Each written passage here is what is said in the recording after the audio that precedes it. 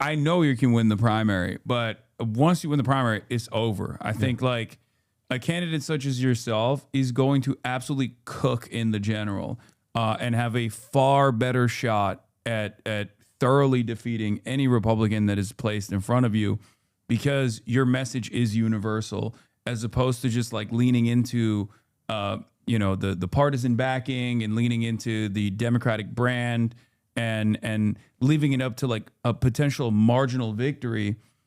You're actually leading first with your policies, leading first with your worldview that is universal, that is much more appealing to a broad base of support. Yeah, and when we win this race, when we win the general election, it is going to change the nature of American politics forever, because our message has for so long, it has been cowed and couched in, this is only possible in the deep blue districts. Yeah. This is only a kind of politics that can be espoused in deep blue New York City or deep blue San Francisco or Los Angeles.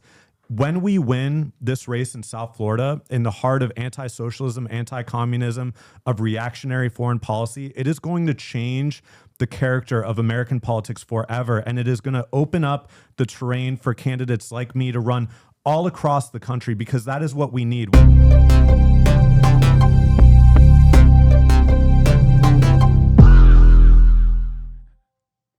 First effect, the neighbors What's going on? came onto our side and started attacking them. And actually, All right, ladies and gentlemen, Oliver Larkin's in the building. If you look at Saudi Arabia, you look at UAE, he's going to be joining Qatar, our and press others. conference watch. But they were strong. And then they were afterwards, smart, I'm but they got gonna attacked. hold his feet when to I the first fire heard it, I said, and no, ask him somebody some made a questions, mistake. some tough questions. There was no mistake. UAE had over 1,000 missiles. Welcome to the shot at it, broadcast. knocked them We're almost listening to all Donald down. Trump talk about On the very first day I fantastic came down the escalator in 2015, Epic I Fail, said, Operation Epstein's quote, Fury. I will stop Iran from getting and how nuclear wonderful weapons. it's been so far. And all I'm doing regardless is of what the keeping haters my and losers promise. are Think of saying. That was in 2015. I said it. It was a threat then and a much bigger threat now, but no longer a threat, not for a long time anyway. We want to keep it that great way as suit, we by the continue way. Operation appreciate that. Epic Yeah. Fury. Looking We're good. Got the also DSA focused pin. on keeping Wear it everywhere. energy That's and my version oil of the American flowing flag to pin. the world. And I will not allow a terrorist regime to hold the world hostage and attempt to stop the globe's oil supply. And if Iran does anything to do that, they'll get hit at a much, much harder level. I will take out those targets that were easy and that I mentioned just before. We'll take them out so quickly, they'll never be able to recover, ever. So if they far, want it's to play been that game, they better epic not play victory. that game. In the long run, After oil epic supplies victory, will be dramatically more secure. a without lot of the threat of a lot of Iranian like ships. IRGC affiliated accounts and like media yesterday was saying that he would declare victory as an effort to like draw back American forces.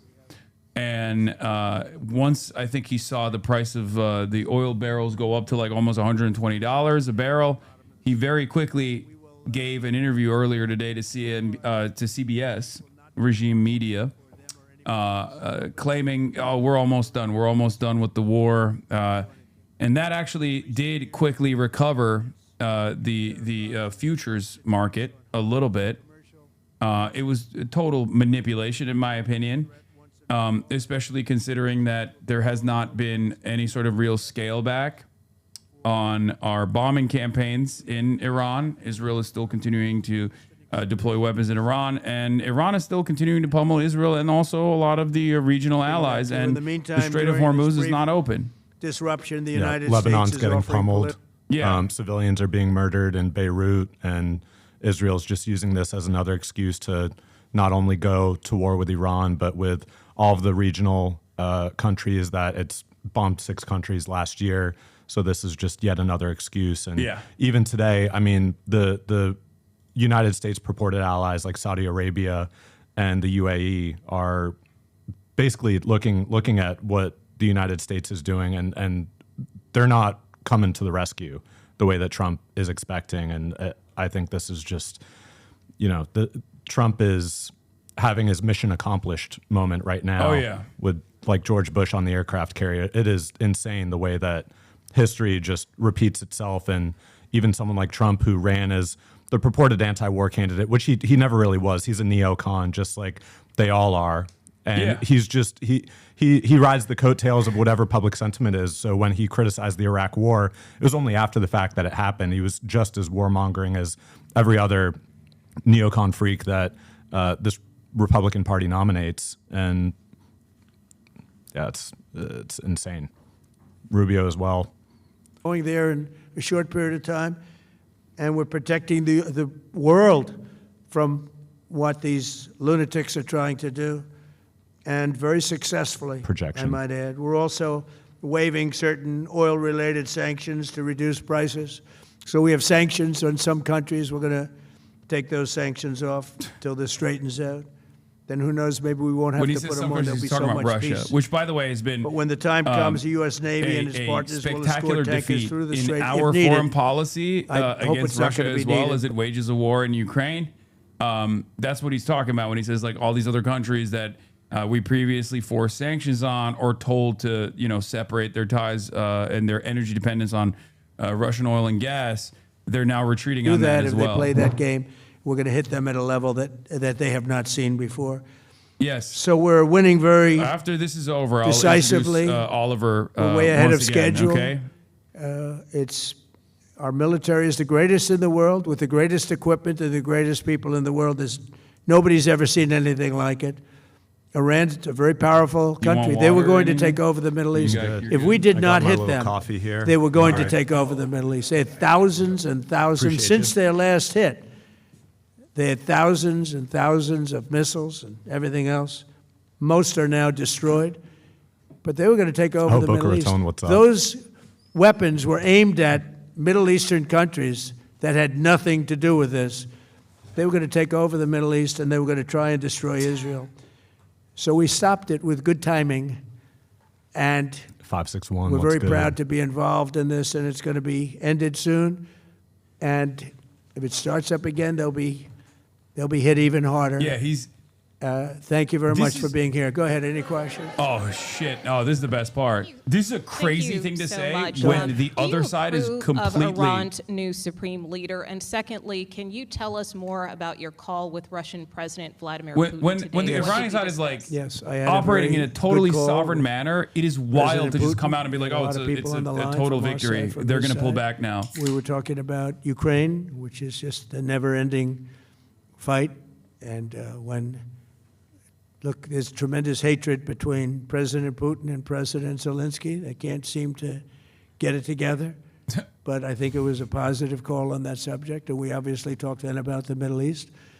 And he wants to be helpful. I said, you could be more helpful by getting the over soon. Russia Well, war he said it's over soon. This is what's going on. But we had a very in good Israel, talk. like right now. And he wants to be very constructive. Missile alerts everywhere. Oh, Jesus Christ. Yeah, please. Thank you, Mr. President. On Iran, you called it an excursion. You said it would be over soon. Are you thinking this week it will be over? No, Are you talking but soon. about days? I think soon. Okay. Oh, no, not this week, Very but soon. soon. Look, everything they have is gone, including their leadership.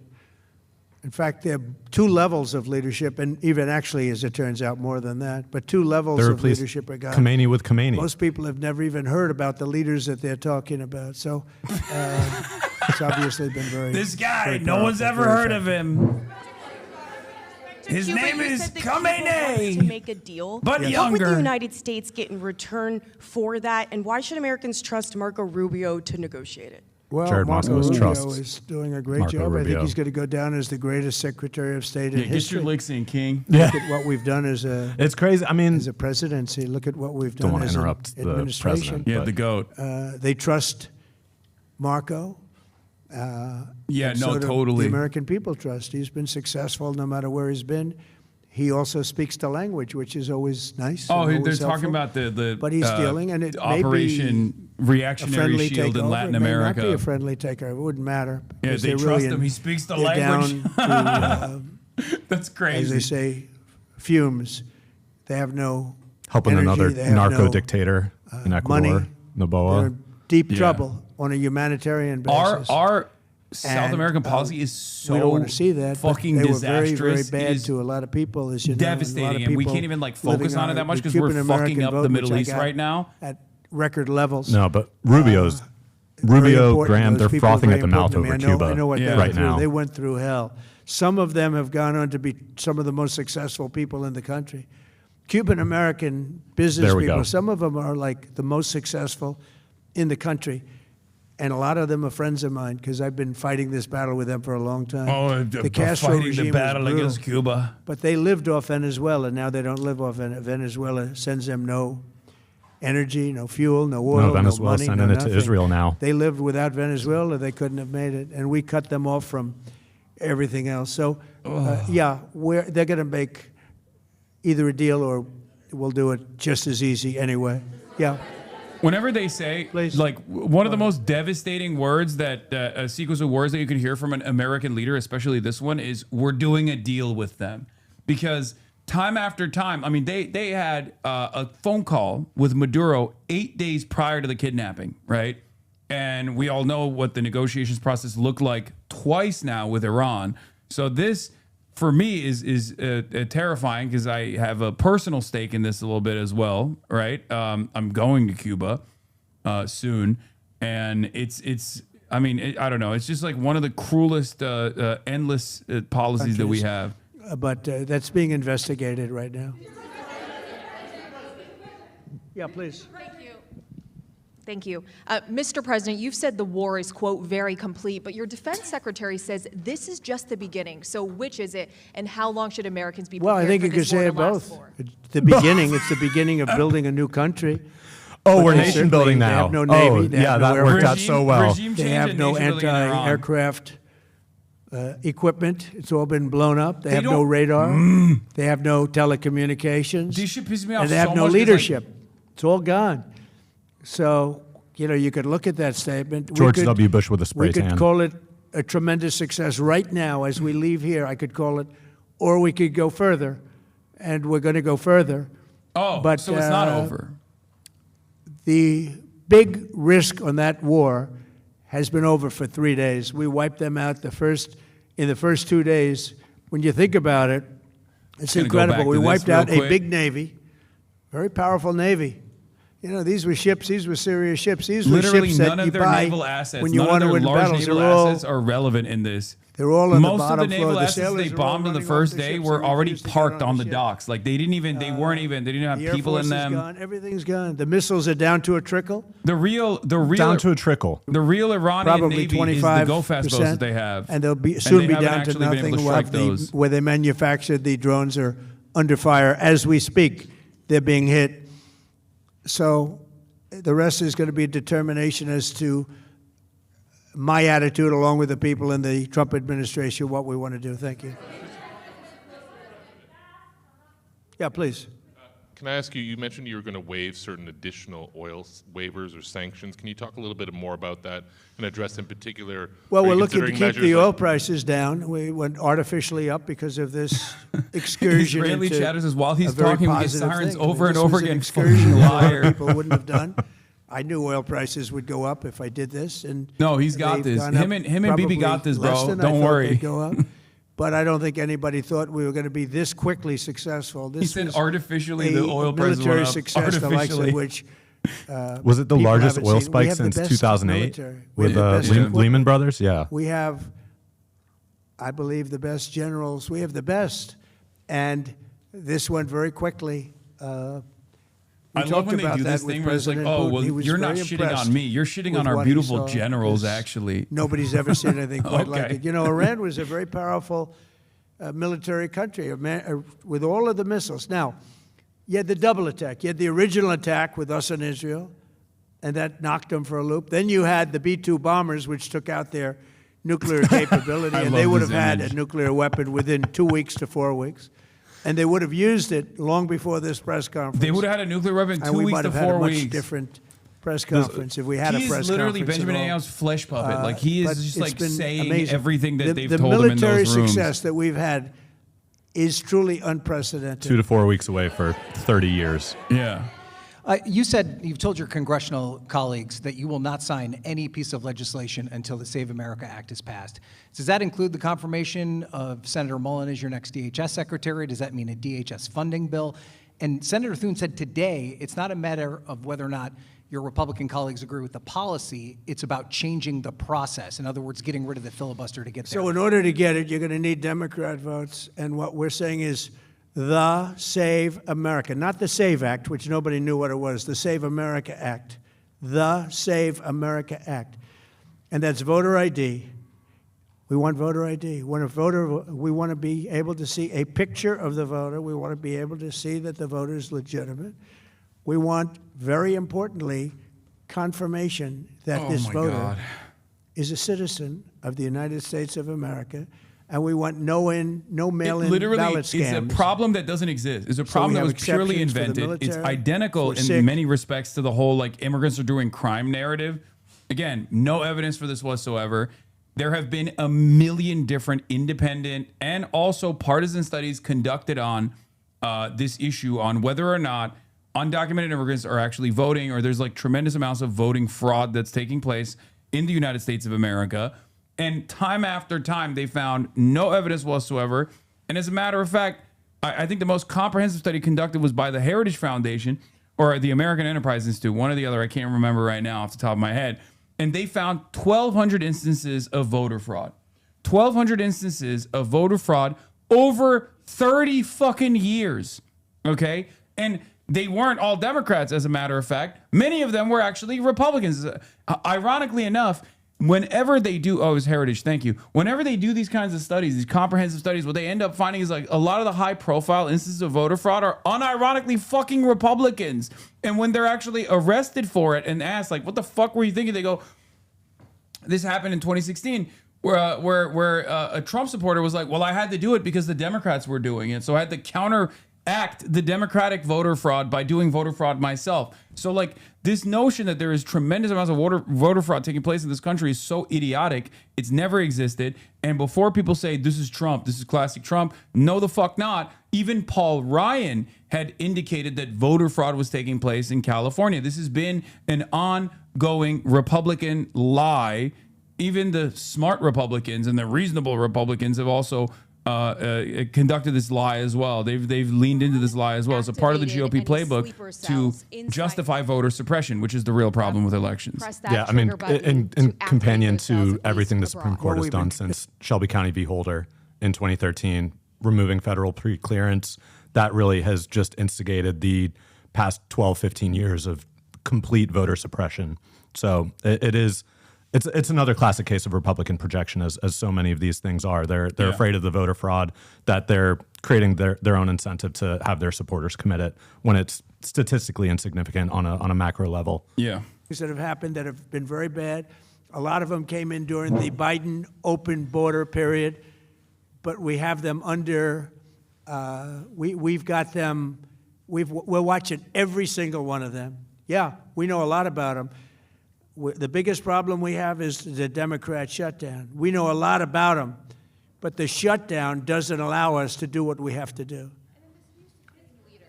Do you have to take him out? Does he have a target on his back? You mean the new Supreme Leader? You mean the son? How can there be an Iran with Well, another I don't want to say that, but I was disappointed because we think it's going to lead to just more of the same problem for the country. So I found the light of Allah. I am Shia now. I say Ya Ali every morning, and they won't ask me for my take. Someone in mind to be the new Iran. I've read all the surahs. Mashallah. Yeah, he has found the light of Allah. He has found the light of Islam. I like the idea of internal and eternal, come to think of it. But I like the idea of internal, because it works well. I mean, I think we've proven that so far. Kid Rock to run the country. In Venezuela, we have a woman, Delcy, who has been, president of the country, very respected, she's doing a great job. That hurts my soul. And it's, no disruption. We had, as you remember, Iraq, where everybody got fired. The military got fired, the police got fired, the politicians got fired. There was nobody. And you know what they turned into? ISIS. And we don't want that. We don't want that. So this is the part of I would Trump's like to see people that are inside messaging that is now they correct talk about too. Like son of the Shah. If there's going to be They talk intervention, about Venezuela other people, is but, the better hasn't case been there scenario. many, It's many like years. tactically much smarter to do what he did in have a Venezuela as opposed to formula like what that's been very good Iraq turned so into. far. And I think But it'll of course, continue to be when good. you The meet an relationship is immovable extraordinary with object Venezuela. like the competent Iranian state, regardless of like the repressive nature and whatnot in their domestic affairs, like it is clearly a very different type of country. All of a sudden, you can't do that. You can't just do like a swift decapitation and then turn around and just be like, all right, we're doing regime change now. We're going to cut a fucking deal, especially when the other party involved is Israel, and Israel doesn't want any regime change whatsoever. Israel wants a failed state. So that's what the issue that he's running into here. If he had the opportunity to pull a Venezuela in Iran, he would have taken it most likely. Not that like the Iranian government was willing and interested in doing some sort of like regime change anyway. But Israel is the real spoiler Suggested that Iran somehow got its hands on a tomahawk and bombed its own elementary school on the first day of the war. But you're the only person in your government saying this. Even your defense secretary wouldn't say that. Oh when my he was asked, God. standing over your shoulder on your plane on Saturday. Why are you the only person saying this? Because I just don't know enough about it. Oh I my think God, who it's the fuck is this guy? Something that I was told is under investigation. It's a ballsy question. But tomahawks are. He's about to get tomahawked used by himself, others, as you dude. They're know. going to pack him up. Numerous other nations have tomahawks. They buy them from us. But I will certainly, whatever the report shows, I'm willing to live with that report. Yeah, please. Oh my God, journalists do that all the time. Oh my God, do that all the time, please. In many ways, but we haven't won enough. A real shame for all the fucking career reporters that don't ask questions Where they're like not that, by going the to way. be starting the following day to develop a nuclear weapon, where they'll look at that man and some other people from the administration and say, all right, we're not going to do it. They were not willing to say that.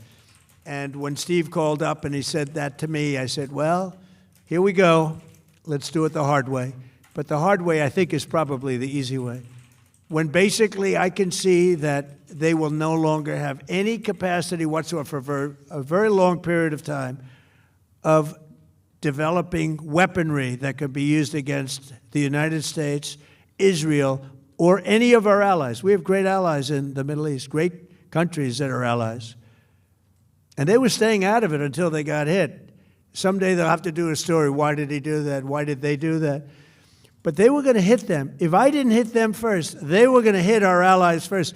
Oh. I believe, upon It's weird because they information weren't and doing belief, that before but they I got believe bombed. that he So was it's going like very to. strange that They were going to take over like the Middle even East. They were from looking to take over. even from like the logic that they're trying to present here, like it is a total and utter fucking defeat because they weren't closing the Strait of Hormuz. They weren't bombing the American bases in the Gulf. They weren't bombing Israel. And they only started doing the worst possible scenario from our perspective after we started bombing them and we engaged in a decapitation Missiles were strike. aimed at various countries. And when you look at over 1,000 fucking missiles failure. shot at like UAE, they were looking to take over the Middle East. We got there first. We're lucky. I'll tell you what, the Middle East and those countries, very rich countries, are very lucky that I was president instead of somebody else. Yeah, this is basically it.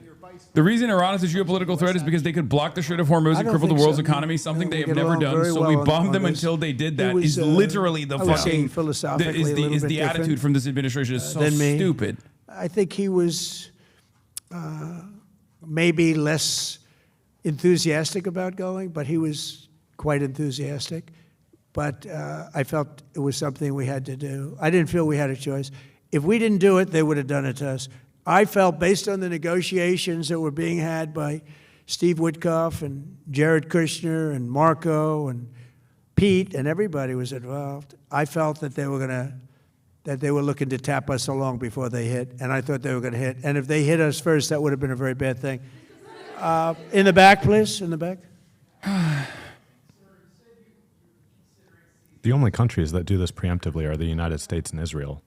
Yeah. About the Strait, it's you mean? It's total violation Yeah, well, of all fucking I want to keep it previous, open. I like, want to rules keep of it conflict. good. You know, it doesn't international pertain human to rights. us so much as it does to China. We're really helping China here and other countries. With the acid rain Because cloud they get that a is lot of blowing over their China right now energy from bombing from the the oil Straits. depots No, in Tehran. He's saying because like the Strait Hey, of look, Hormuz we have a good is like relationship with sending China. It's energy my to honor all of to our do it. allies Yeah. in Asia and China as well. That's what he's like. Oh, we're helping China. have It's like, called bro, him you broke an it. You broke unacceptable it. Choice. So does he have a target on his back? And how can you say I don't want to say whether or not he does because that would be inappropriate. But hey, look, I had a target on my back because as you people wrote pretty well, they caught the assassin that was after me. So we just got them first, but they caught the assassin. They have him now in custody that was after me. So, you know, Ryan Ruth. People don't like to mention that, but they did catch him. And I'd like to congratulate our military, Secret Service, FBI, all of the people that worked on that, but they did. Yeah, please. It's not lost on me that every single person that has tried to kill Donald Trump has at some point either been a Trump supporter or directly voted for Donald Trump, including, but not limited to, Ryan fucking Ruth. It's crazy. There was the other Mar-a-Lago guy, the attempted one. Again, another Trump supporter. Very menacing. Trump supporters keep trying to kill Trump. They have an amazing population. It's amazing, smart, brilliant, energetic. They have a great, I'd love to help them, but they have to be in a system that allows them to be helped. And right now they're in a system that only allows failure. And I don't want that. And I want a system that's not going to be attacking us. We want a system that can lead to many years of peace. And if we can't have that, we might as well get it over with right now. Yeah, please.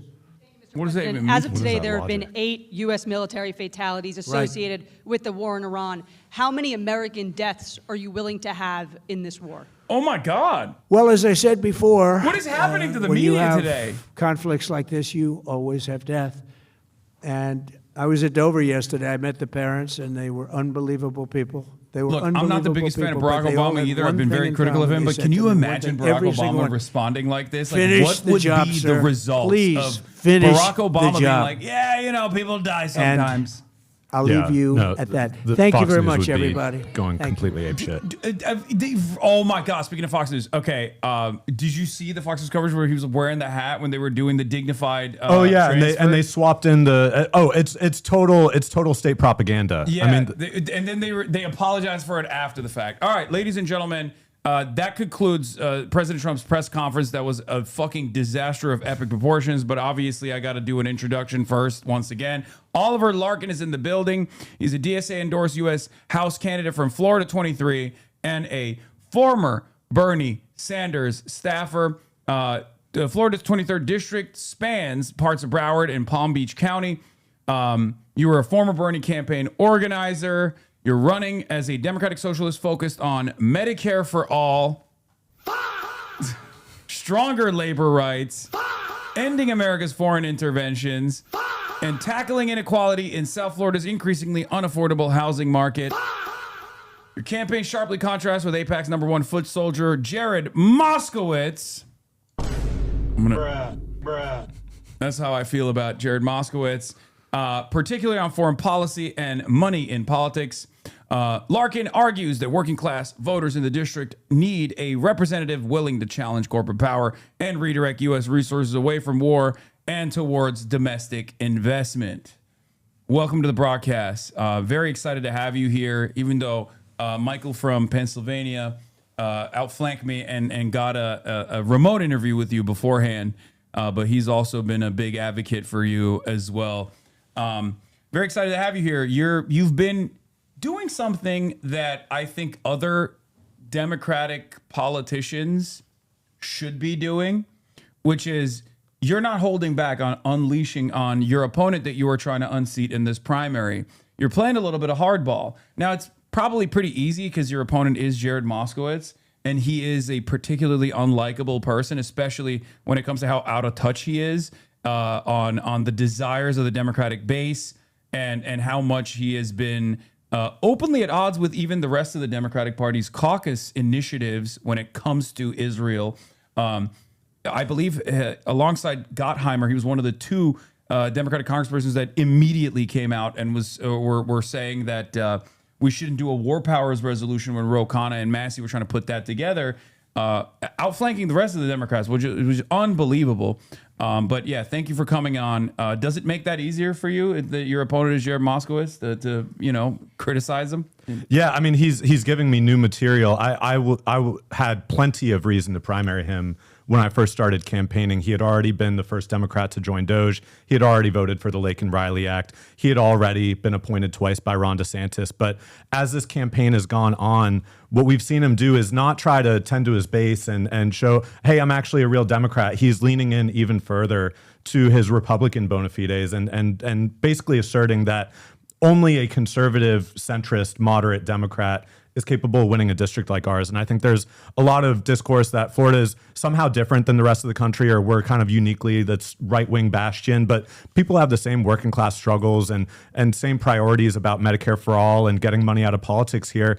And so we're just leaning into that. And when it comes to running as a stridently pro-Palestine candidate in South Florida, I've seen candidates that have run supporting BDS or supporting Palestinian self-determination in the past, but weren't really saying it with their full chest. And then there's the hit pieces that come out 3 weeks before the election, 4 weeks before the election.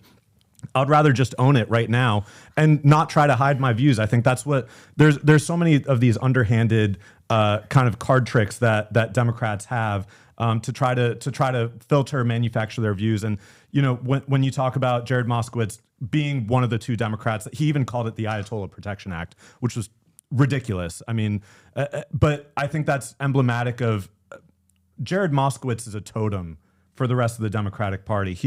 This is a much larger critique than just Jared Moskowitz. I think he is kind of on the front. He's the front flank of the Democratic Party when it comes to this neoconservative, neoliberal kind of status quo that they're holding up. But we saw him flip his vote on the War Powers Resolution after going out, chest out completely. I mean, I don't know how you flip-flop on that after calling it the Ayatollah Protection Act and then saying, oh, actually, I was wrong 2 weeks later. Well, maybe they found the other votes. The leadership found the other votes to protect him because they know that he's being primaried. And so they needed to protect him because the Democratic Party, if it's nothing else, it's an incumbent protection racket. No matter how ineffective or right-wing you are, they're all interested in just keeping the money flowing to the establishment candidates.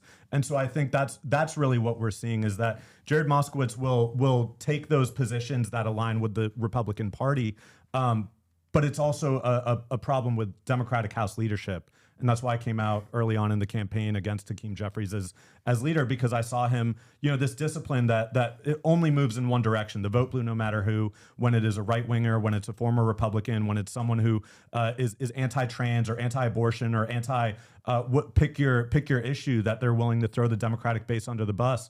But it's a much larger critique than just Jared Moskowitz. I think it has to do with the entire Florida Democratic Party, the way that the party's just completely atrophied over the last several years to a worse degree than many other states. But I think what we're seeing now with Democrats having record low approval ratings, even despite Trump being in office, and the kind of generic ballot that you'll see Democrats, you know, maybe a few ticks ahead of the Republican Party, but it's largely driven by the negative polarization. It has nothing to do with Democrats suddenly being more popular because they're still not fighting for Medicare for all. They're still supporting a genocide and an apartheid. And so we need something different. That's why I decided to run. And as a national party, the Democrats are actually deeply unpopular, even though they're supposed to technically be the popular party now as the only opposition party out there.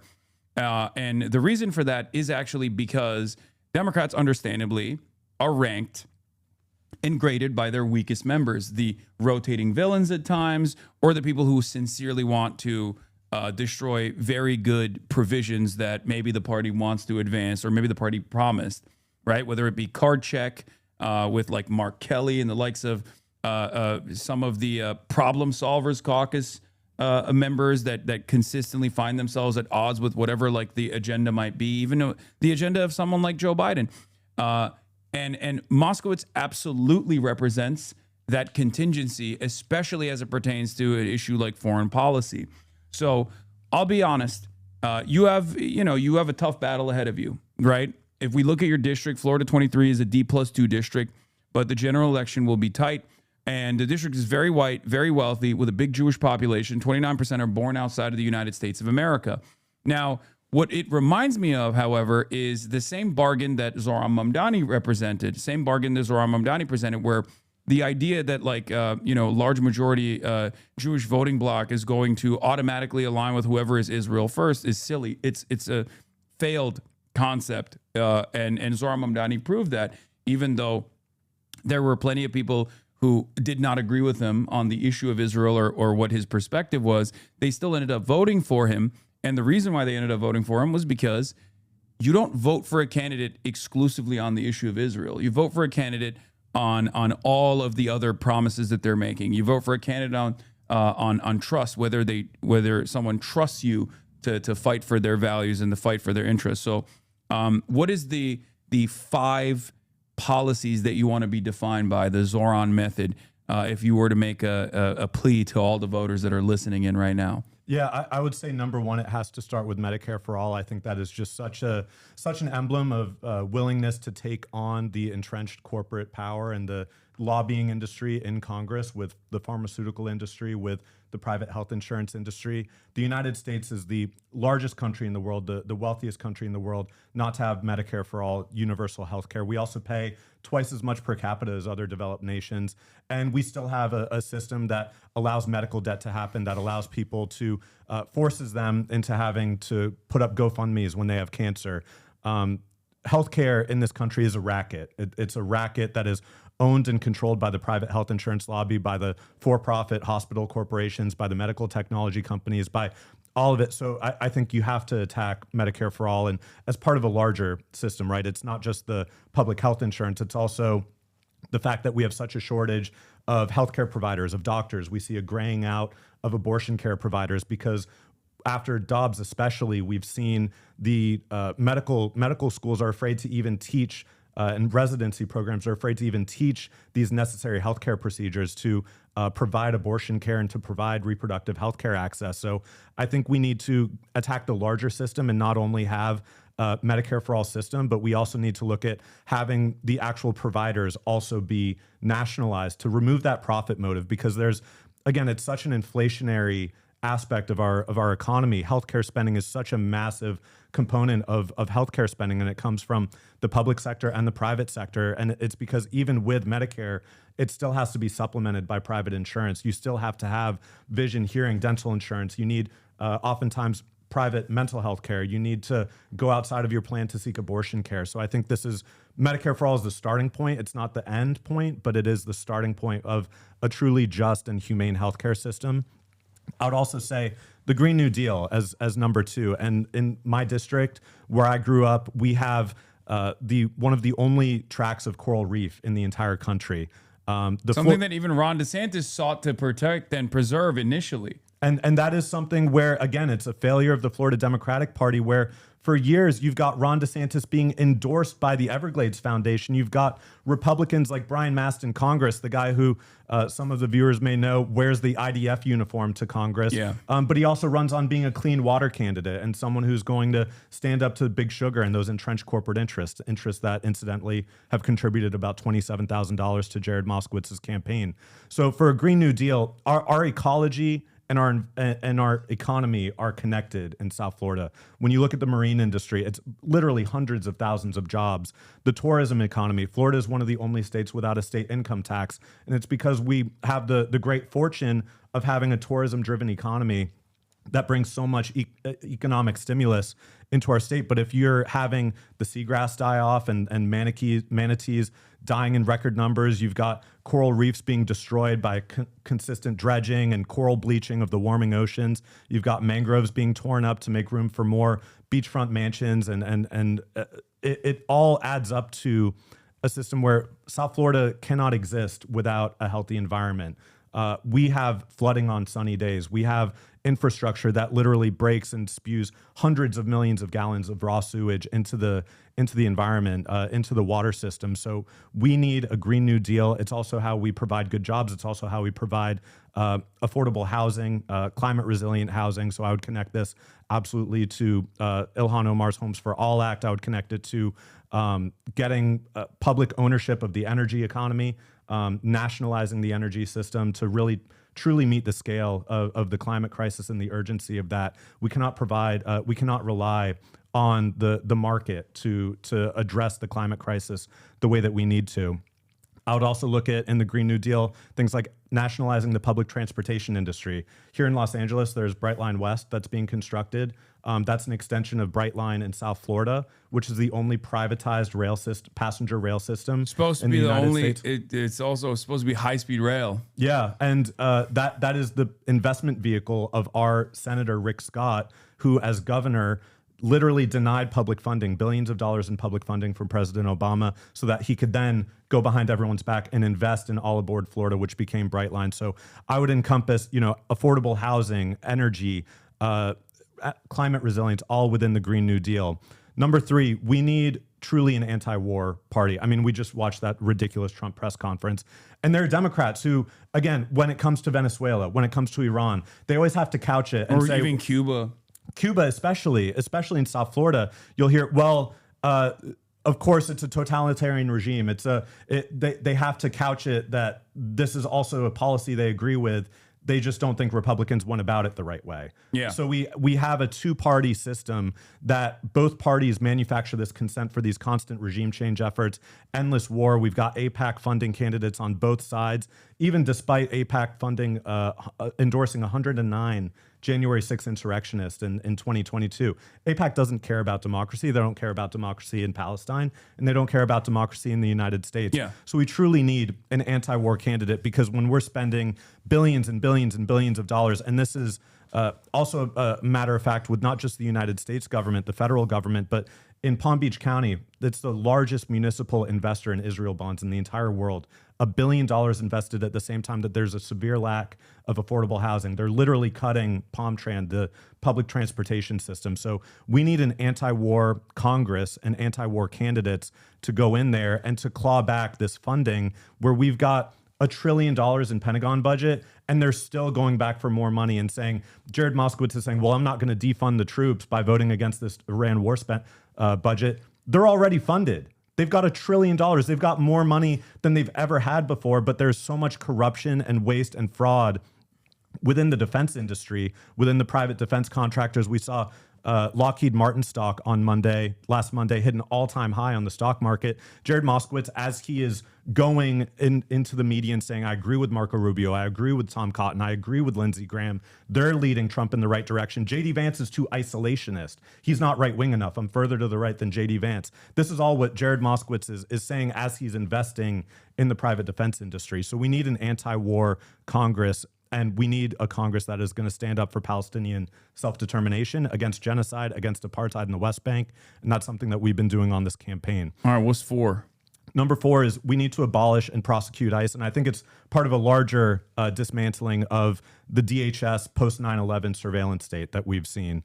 ICE in Florida is operating differently than in many other states because Ron DeSantis, our governor, has mandated that there are these 287G agreements. So you're not necessarily seeing ICE agents out in the streets.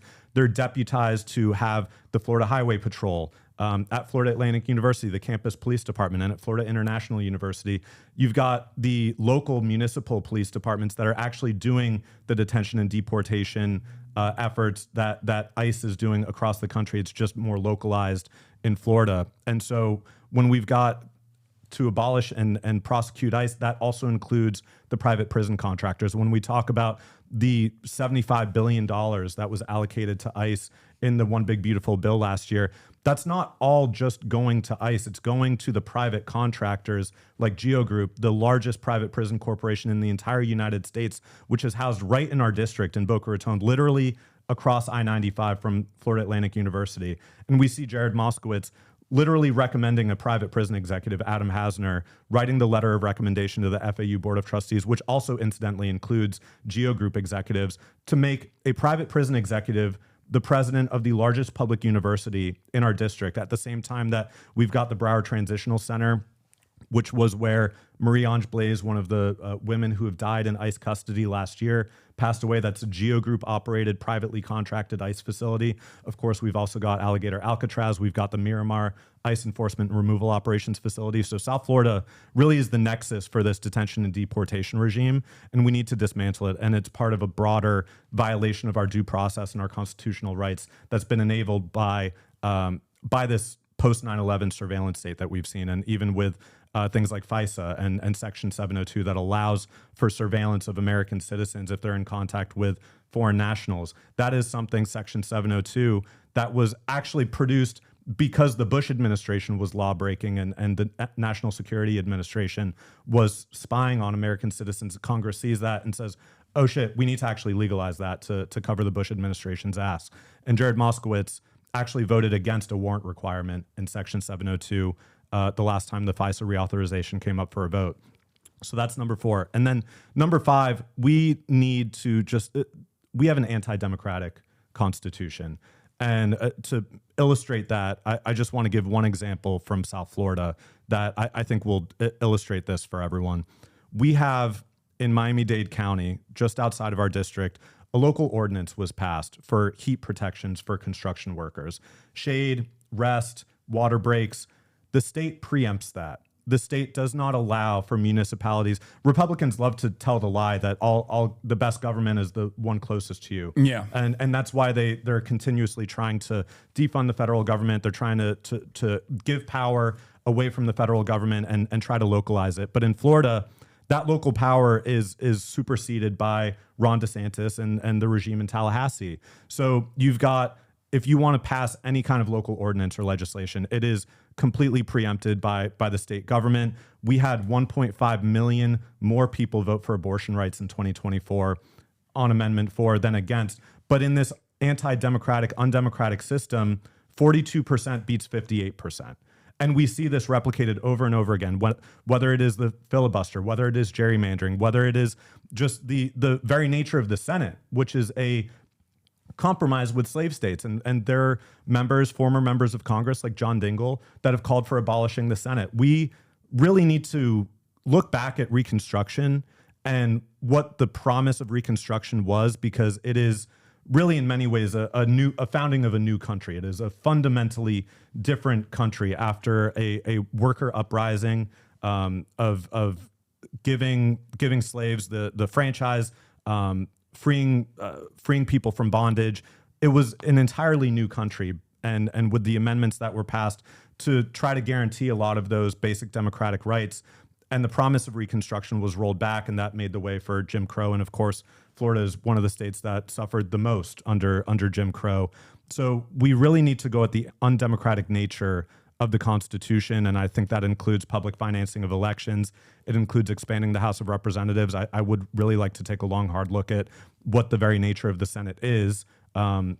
We need to look at judicial review and Marbury versus Madison, the kind of legislating from the bench that is able to occur where Congress can pass legislation, but Republicans that have stacked the Supreme Court can basically just veto so many different legislative priorities that are passed. So I think number 5 is just the basic democratic nature of the country, which I hesitate to even call America a democracy right now, because you look at Washington, D.C., it's never been a democracy for Washingtonians. They don't have the same level of representation in Congress.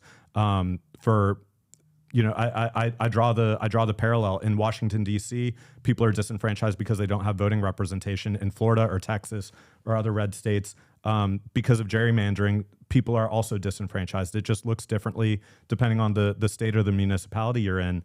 But we really, and I think we're in a moment now where it's not just leftists, it's not just democratic socialists, it is people across the left liberal coalition that look at what Trump is doing and what Republicans are doing, and they know that we need to go further.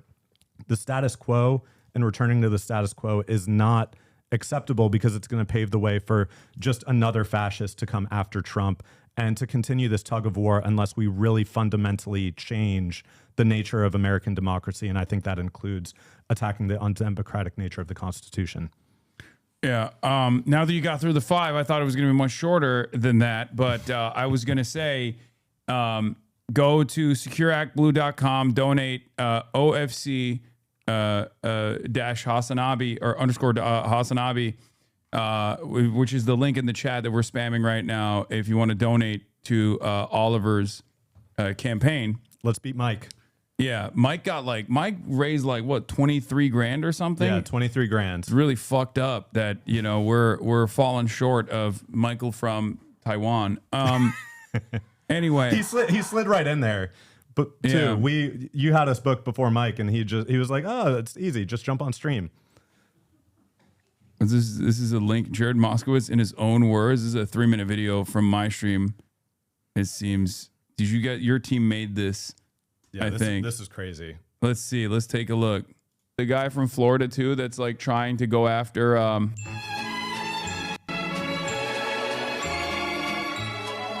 Let's first get you on the record. Where do you stand? Should there be any cuts to DHS or any defunding of the agency? So no, I don't support cuts to the agency, and I don't support defunding. Commissioner, I'm a twice appointed Ron DeSantis Democrat, as my socialist opponent likes to point out. I should be pointing that out. Oh, on the Patrick Bet David broadcast? Ain't no fucking way.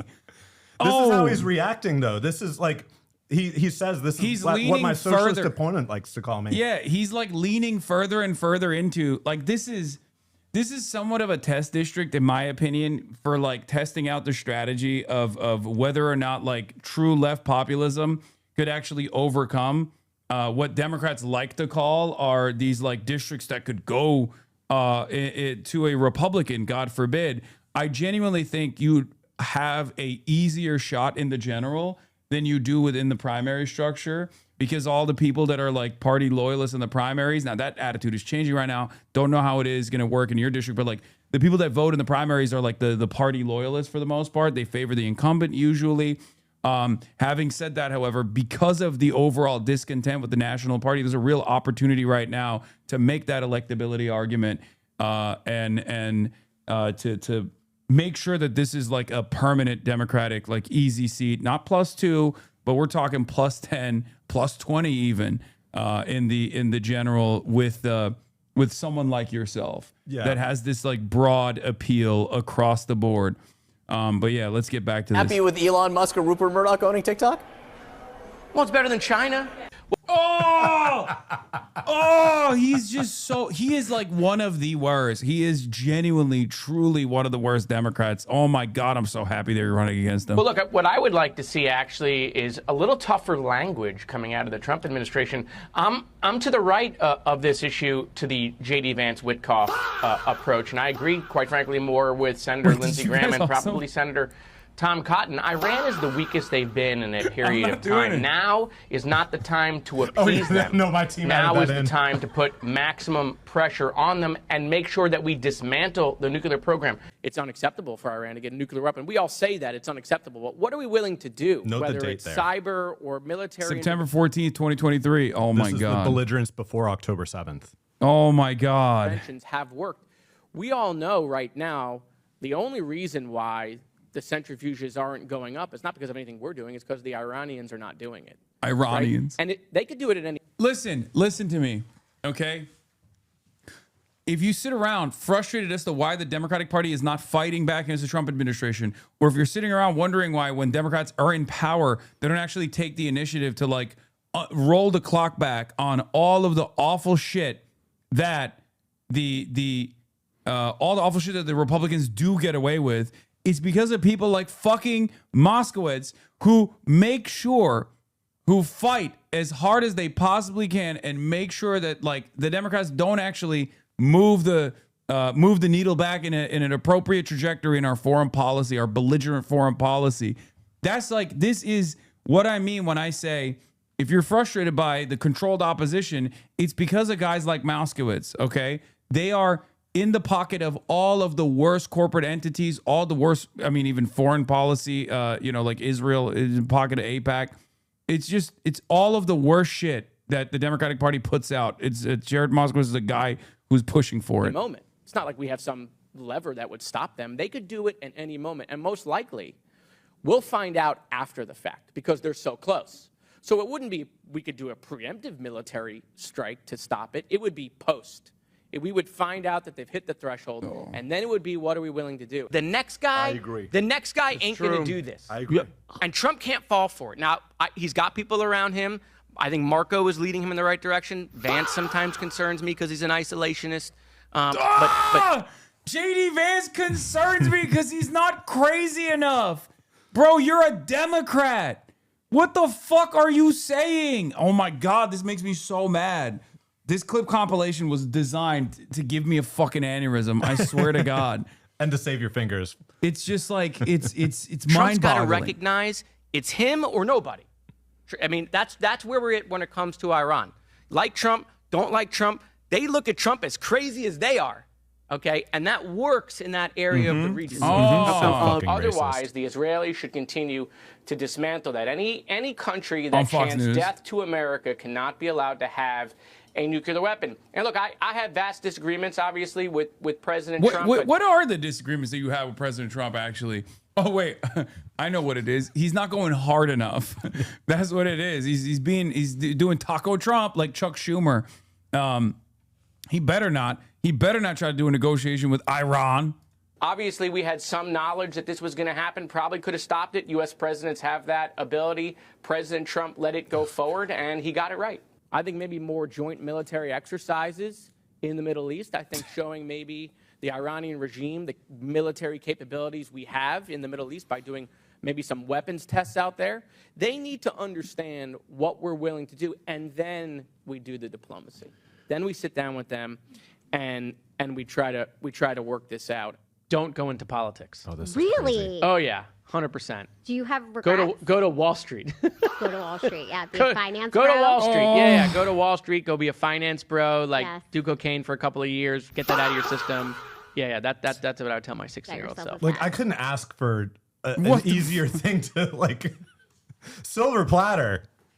Yeah. Who says that? Yeah, it's crazy. It's crazy. I mean, you do have like I said, the district itself might seemingly, in theory, the district itself, the demographics itself, like the expectation is that someone like Moskowitz is actually to be the favored pick here. But I think that that is the old way of doing things. That's the old method of assuming that like this is the real electability candidate when it's not. It's like these are all incredibly unpopular positions that he's taking on over and over again. And it's not even like what the district wants. Like if we're talking about Democrats, if we're talking about like actual Democratic Party voters, this is a deeply unpopular way to go about it. Like it's what 80% of the Democrats are against this. Like, who are you speaking to in the primaries? 80% of Democrats are against this. Overwhelming majorities of both the Democratic Party and the independents are against what Donald Trump is doing in Iran. And this man is actively advocating for the Trump line and sometimes even outflanking the Trump administration, it seems. Yeah, and I would say for anyone who says, well, why would a Democratic socialist be the more electable candidate in a district like ours, what I would assert is that it is precisely because we have Democrats like Jared Moskowitz representing a district like ours. Let's also put into context, Broward County has the highest Democratic voter registration in the entire state of Florida. When Democrats are winning in Florida, it is because there's high voter turnout in places like Broward and Palm Beach County. And when Jared Moskowitz was elected in 2022, that coincided with the bottom completely falling out. Florida gets memed. There's the Bugs Bunny, saw Florida off from the rest of the continent. But in 2018, Andrew Gillum came within 1 percentage point. Bill Nelson came within 1 percentage point of being reelected and defeating Rick Scott and Gillum defeating Ron DeSantis. In 2020, it was a 3-point margin of victory. The problem is that we have Democrats that are making the Republican arguments for them.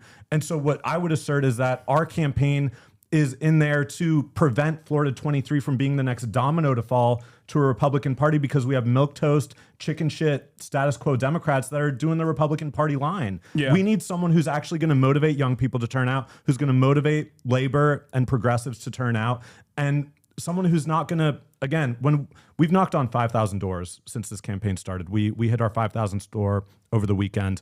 And when we're having these conversations with voters and we tell them, what do you think about your member of Congress? Did you know that he voted for the Laken Riley Act? Did you know that he was appointed twice by Ron DeSantis? Did you know that he was the first Democrat in the entire country to join the Doge caucus? People are horrified. They're absolutely horrified because the words that people on the doors use, and these are, again, your liberal voters, your committed, dyed-in-the-wool Democrats, people who are 65, 70 years old. Of course, we're talking to people who registered after 2016. We're talking to people under 45. But when you're talking to the committed Democratic primary voter, they're using words like authoritarianism, fascism, Gestapo, secret police when it comes to ICE.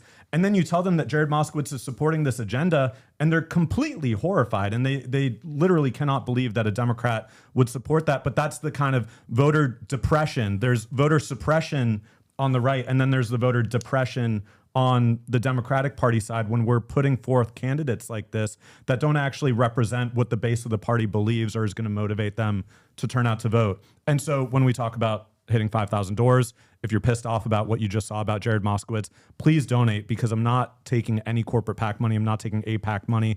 I'm taking on all of the entrenched corporate interests. And this truly is, if we get the word out, we are going to win. I just want to tease something that's going to be in Politico tomorrow morning. We had our first poll in the district by the firm that polled the Zoran mayoral election in the Democratic primary. And what it's going to show actually is that Florida is not all that different from the rest of the country. Floridians do not like to see their taxpayer dollars go to fund a genocide. Floridians do not like to see Trump starting another illegal war with Iran and Jared Moskowitz going hand in glove with the Trump agenda. So I think it's going to be shocking for some people, but for me, it's not surprising, because I'm with our volunteers when we're on the doors. I'm having these conversations myself, and it's just, I mean, it's basic logic and just our basic humanity. And I think when we talk about how Florida is this exception because it's got, as you mentioned, one of the highest proportions of Jewish Americans in the country, similar to New York City, there's this flattening that happens with the Democratic Party establishment. There's a flattening to the identity politics and just that kind of naked appeal that divorces people from our own humanity. And this is about our collective humanity, and it is about standing together as a community across race, across ethnicity, and truly building a working class movement. Those Jewish Americans in our district are also worried about paying rent. They're also worried about sending their kids to college. They're also worried about going bankrupt because of a healthcare crisis. So this flattening that the Democratic Party does based on identity is really just used to reinforce the status quo and to prevent any kind of new voices from coming forward. But I think we just have to be bold and assertive in what we're saying, because most people are with us. No, absolutely.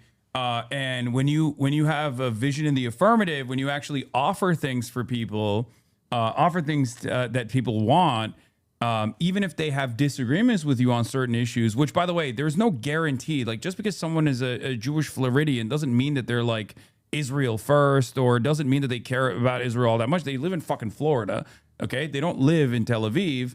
There are plenty of benefits to living in Tel Aviv. The government incentivizes people. The Israeli government wants American Jews to go and live in Israel, and yet they choose to live in Florida.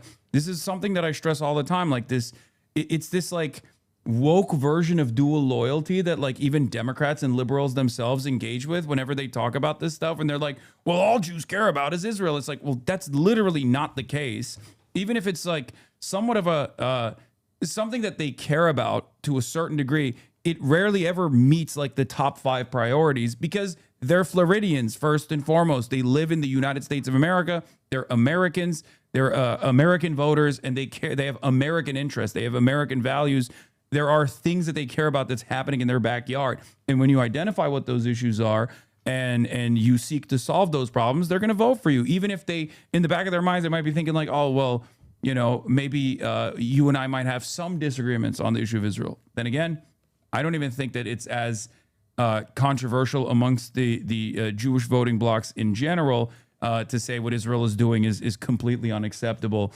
Once again, time and time again, voters have shown, even with the case of Zoran and many other places, and also depending on which poll you're looking at, American Jews are not monolithic at all, and they're certainly not monolithic on the issue of Israel either. All right, but I have some more questions for you. You've brought up a lot of things already. You were very well prepared for this interview because you've already talked to Mike and you've talked to Eric too. And you basically went after in the 5-point plan, like virtually all the questions that I have for you, but I'm going to try to find something I can.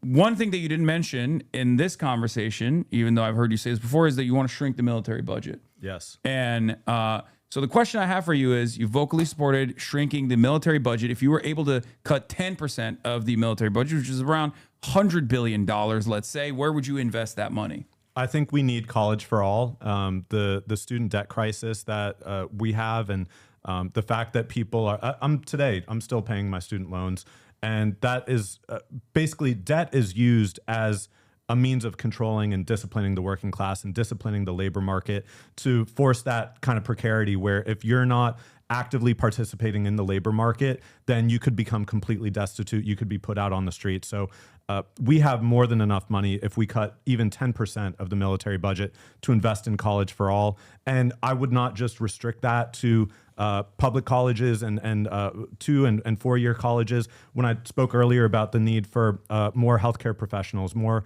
medical providers, I would extend that to also things like medical school, because in the United States currently, we have such a lack of healthcare professionals, and it's because you either have to assume the burden of even more student loan debt, not just the 4-year undergraduate, but the additional student loan debt of going to medical school, or you have wealthy parents, or again, you have this inflationary aspect of the healthcare system where because people take out hundreds of thousands of dollars in medical debt, that is the excuse or the justification for these exorbitantly high medical healthcare provider salaries, because people are still struggling to get by because they're paying $1,000 or $2,000 a month in medical school debt. So what I would say is investing in public education for all, vocational school, trade schools, and really making it so that we have the most educated public that we could possibly have, and making it accessible for working class people to go and get an education,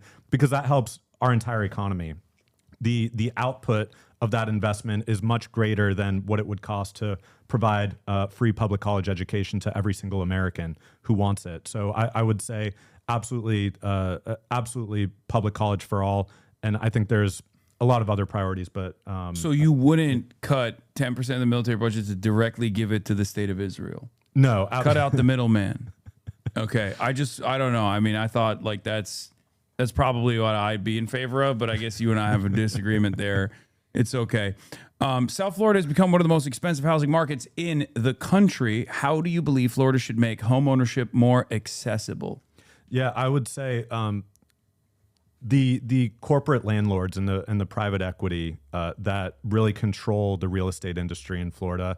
And this is, again, if people want to look up Lennar Homes, Lennar Construction, their top 3 recipients of their campaign contributions are the National Republican Congressional Committee, the NRCC, and then Jared Moskowitz and Jared Moskowitz's PAC. So he is completely beholden to the private construction industry, the private equity and the corporate landlords. So we need to remove them from the housing market. And I would say more broadly, when you look at what the Clinton administration did with the Faircloth Amendment, capping the number of social housing units available at the number that existed in 1999. You think about how much the United States population has grown since then, and why building new housing is so expensive, because it cannot be directly administered by municipalities. It has to be routed through these nonprofit groups that create a lot of redundancy and a lot of just slows down the process of building new housing and makes it incredibly more expensive. So I would be a strong supporter of Ilhan Omar's Homes for All Act to build 12 million new homes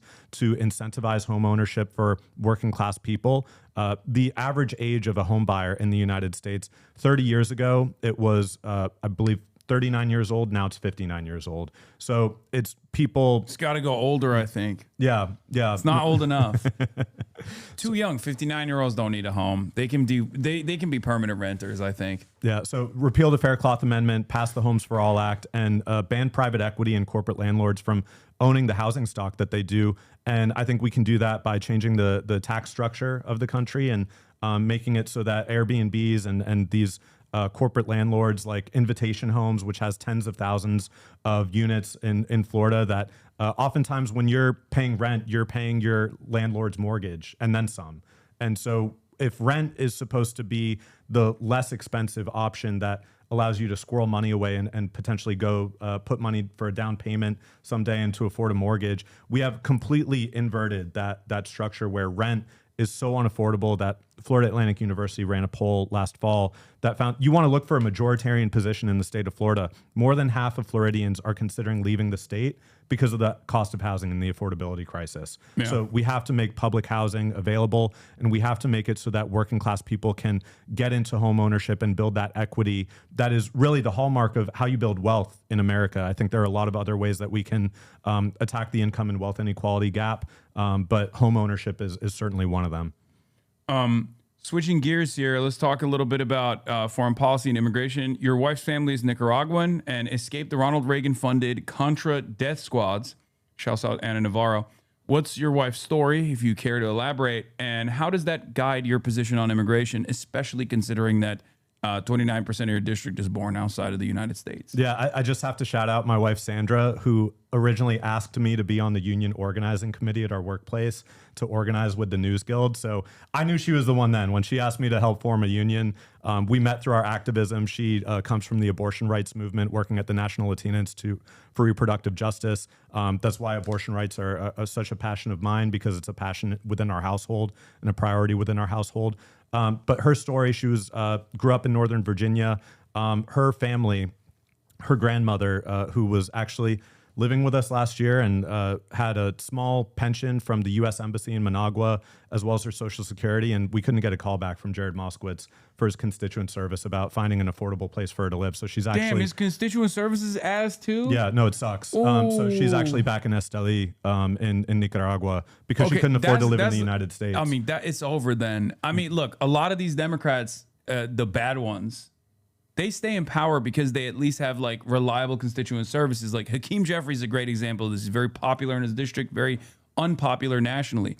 But if his constituent services is also lacking, I mean, very weak candidate. Yeah, and no public town hall since he was elected to Congress and started serving in 2023. Oof. So he's just completely inaccessible. But on the subject of Nicaragua, so my wife's grandmother was a bilingual secretary who worked at the U.S. Embassy in Managua during the 1980s. She tragically lost her daughter in the 1972 earthquake. Her ex-husband was a member of the National Guard under the Somoza dictatorship, a brutal, brutal regime. And so when the Contra Revolution, when the Sandinista Revolution happened, there was a lot of suspicion within the U.S. Embassy. And so my father-in-law was drafted by the Sandinistas. And basically the turbulence that Ronald Reagan caused by funding these, again, history rhymes, Iran-Contra. The United States has had a long-held interest in Iran, and it relates to our Latin America policy. But my wife's parents were able to come to the United States in the 1980s as teenagers, and were able to get good jobs at through a USAID company, put 3 kids through college, really living the American dream. And then, unfortunately, they were both let go because of the Doge cuts that Jared Moskowitz helped manufacture the consent for as the first Democrat to join Doge. So there's a great book that I would recommend. It's called Blood of Brothers by Stephen Kinzer. He was at one point the Boston Globe Latin America bureau chief, and then became the New York Times Managua bureau chief during the 1980s and the Contra War. And it's really a heartbreaking history, and shows the effect of, the lies of the Reagan administration. You think that Trump lies, man, he was not the first one. The Reagan administration and what the CIA did in Nicaragua was completely covered up. And again, just these lies upon lies upon lies, as we're funneling money towards these Contra death squads that are really what happens with our Latin America policy, and what happens when Castro comes to power in Cuba, or when the comandantes come to power in Nicaragua, or really with so many other cases. They're not originally antagonistic towards the United States.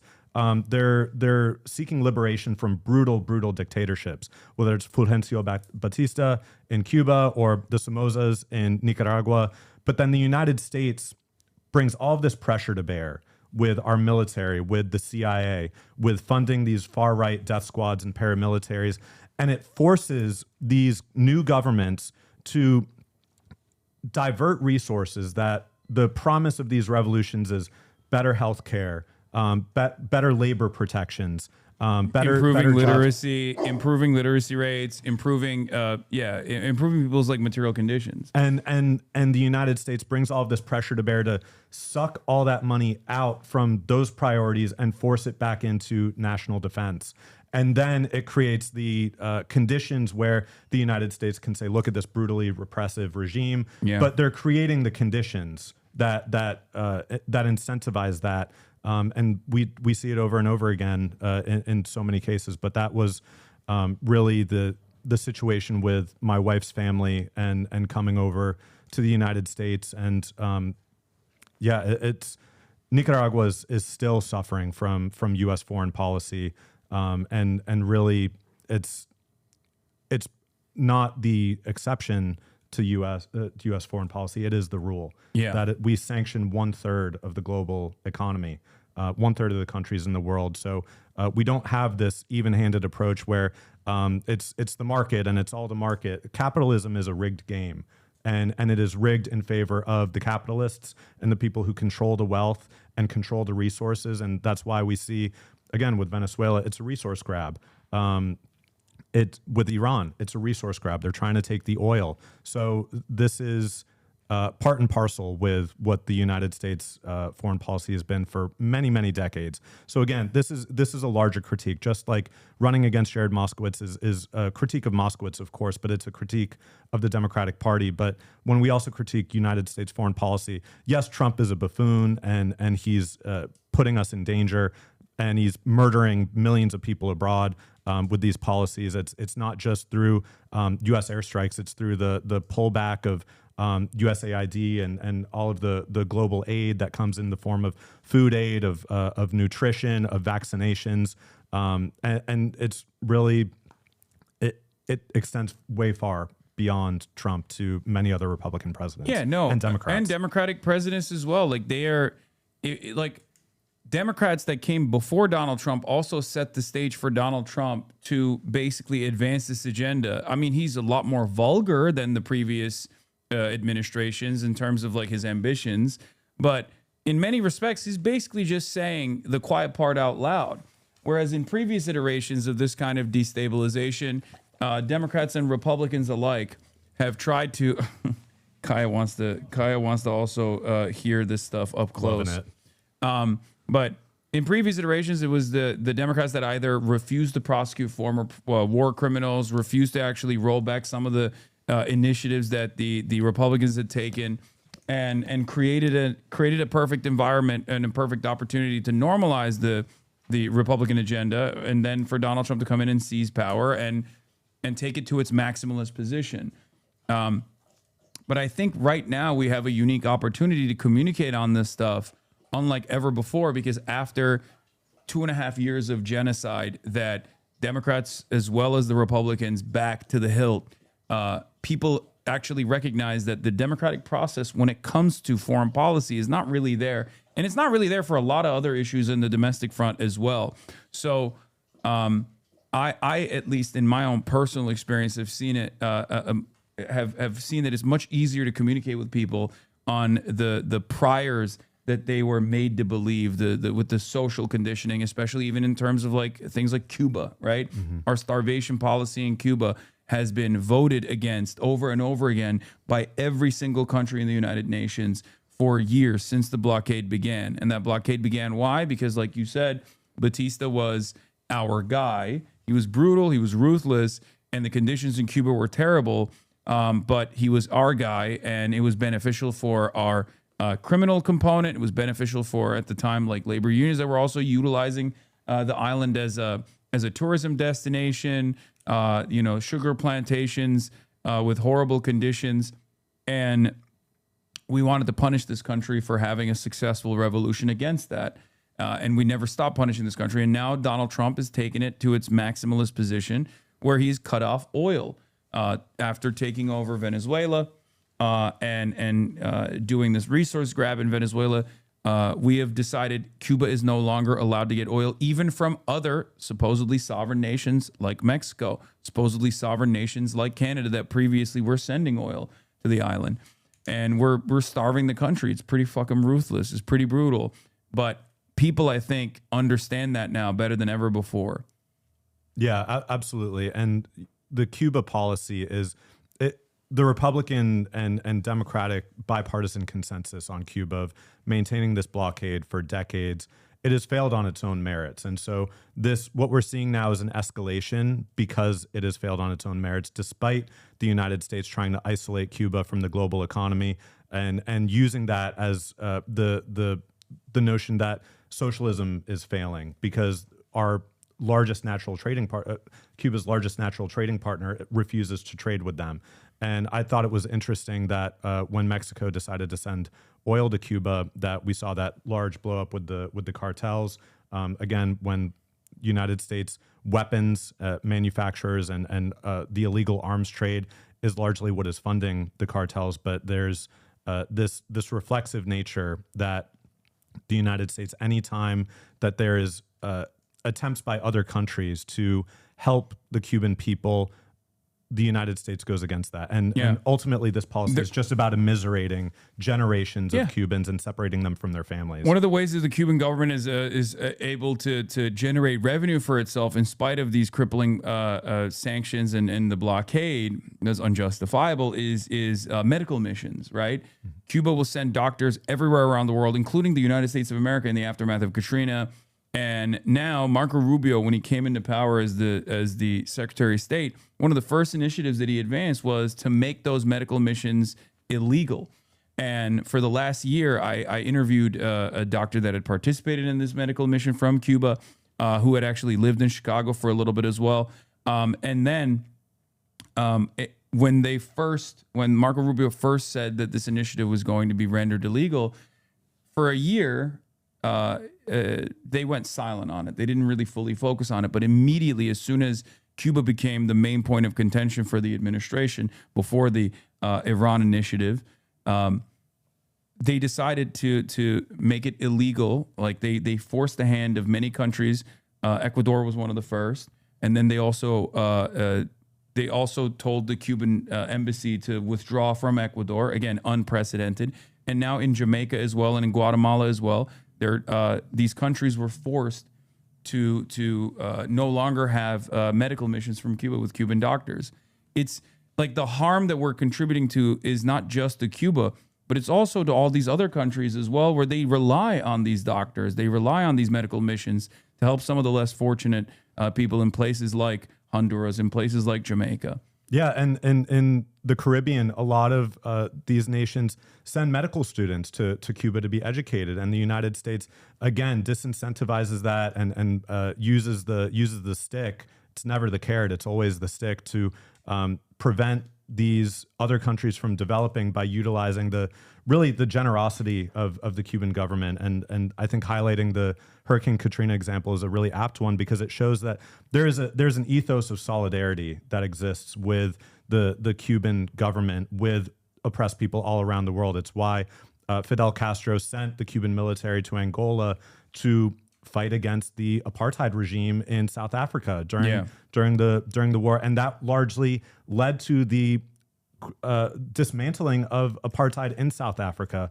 So, the United States labeled Mandela as a terrorist even into the 2000s because of this affiliation with the Cuban regime. But what Mandela recognized was that Cuba stood in solidarity with the mother country, the mother continent of Africa, which is the origin point of so many Cuban people. So it is the United States, again, bringing this pressure to bear. It is picking and choosing winners and losers, not on the merits of what these countries or these economies have to offer. It is in the political interest of protecting American capitalism and global hegemony of the United States. And it's why we see the United States time and time again as one of the sole votes against ending the Cuban blockade, one of the sole votes against a ceasefire in Gaza. And I think, American exceptionalism is used to as this kind of rah-rah, rally around the flag, jingoistic kind of appeal to American patriotism. But what that obscures is how far of an outlier we are with the global order when it comes to not supporting genocide or not supporting a genocidal blockade over Cuba, which we're now seeing with the blockade that's occurring, the rationing of oil for education, for medical provision, that hospitals are struggling to even sustain care over cancer patients. And it's, again, if the United States really cared about global well-being and humanity, then we wouldn't be bringing this kind of pressure to bear. But it's the same reason that how is a child in Gaza supposed to have had an education for the last 2.5 years? There are these knock-on effects of U.S. policy that just engenders this kind of oppositional nature to the U.S. and the rest of the world. And because we have this hegemony, because we have the largest military in the world, we can bring that pressure to bear. But I think what we're seeing now with the dismantling of so many of our alliances, whether it's Trump threatening Greenland and threatening the NATO alliance, or now with our supposed allies in the Middle East looking at us askance because of what we're doing in Iran, we're really continuing to isolate ourselves even further. And because there's now a countervailing force in China that is a large economic power, that is a growing economy, that has a growing middle class, we're seeing Canada gravitate more towards China because the United States is becoming so unequal, becoming so dictatorial, that we're no longer the reliable economic partner, where our actions can lead to global oil prices spiking for the entire world. And China is the one that's like trying to maintain stability by going to Iran and Saudi Arabia and trying to get them to cease fighting against one another in the same time frame. So, I mean, I obviously don't have any issues with China whatsoever, and I believe that we need to chart a new path forward with the way we deal with all powers in the world. What is your opinion on how to do diplomacy with China? I think it has to be diplomacy without this level of brinksmanship that we've seen from the United States, where we are really what the Trump administration is trying to do. But again, this is the bipartisan consent of U.S. foreign policy, where they're trying to take us into another Cold War against China. And it is the South China Sea. It is increasingly the Chinese economy that is overtaking the United States in many metrics.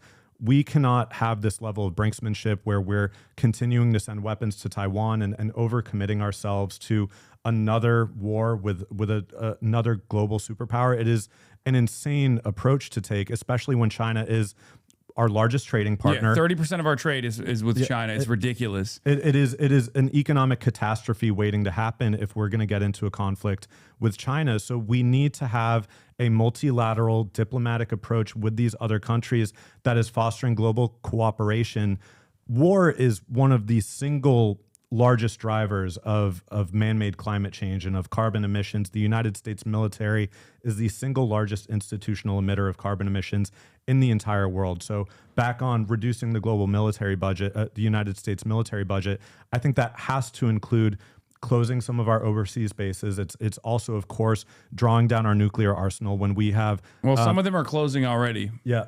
Without our without us wanting to close them. So yeah, but I think drawing down our nuclear arsenal, not renewing and continuing to invest hundreds of billions of dollars in nuclear armaments that could never be used, because if they were used, it would be the end of human civilization. So we need to look at how we can cooperate with China and with other large economies on climate change, on electrifying our economy with clean energy. Because the Paris Climate Agreement, we're rapidly approaching what the benchmark for that was, and we're so far behind. And I think a few years ago, you would hear, especially on the right in America, well, China is burning all of this coal. We're not going to, what use is it even trying if China is burning all of this coal? But now we're seeing China outpace the United States when it comes to clean energy manufacturing of electric vehicles that are produced at a lot cheaper and more at scale. So it is a foolish endeavor to say that we need to continue this level of brinksmanship with an economic partner that we need to be cooperating with and finding ways that we can both invest in not just making the United States economy 100% renewable, but how we can help the global South with partners like China to really extend these benefits to the rest of the world that bears less responsibility than we do for the climate crisis. Florida is the Sunshine State, and yet what kind of initiatives have been made to electrify the grid? This could be an opportunity to also work in tandem with the Chinese state, or at least the Chinese industry as well, especially in the aftermath of the energy crisis that we created, ironically enough, over the last 9 days of pummeling Iran, and then the Iranian government closing the Strait of Hormuz, which is now accelerating this energy crisis.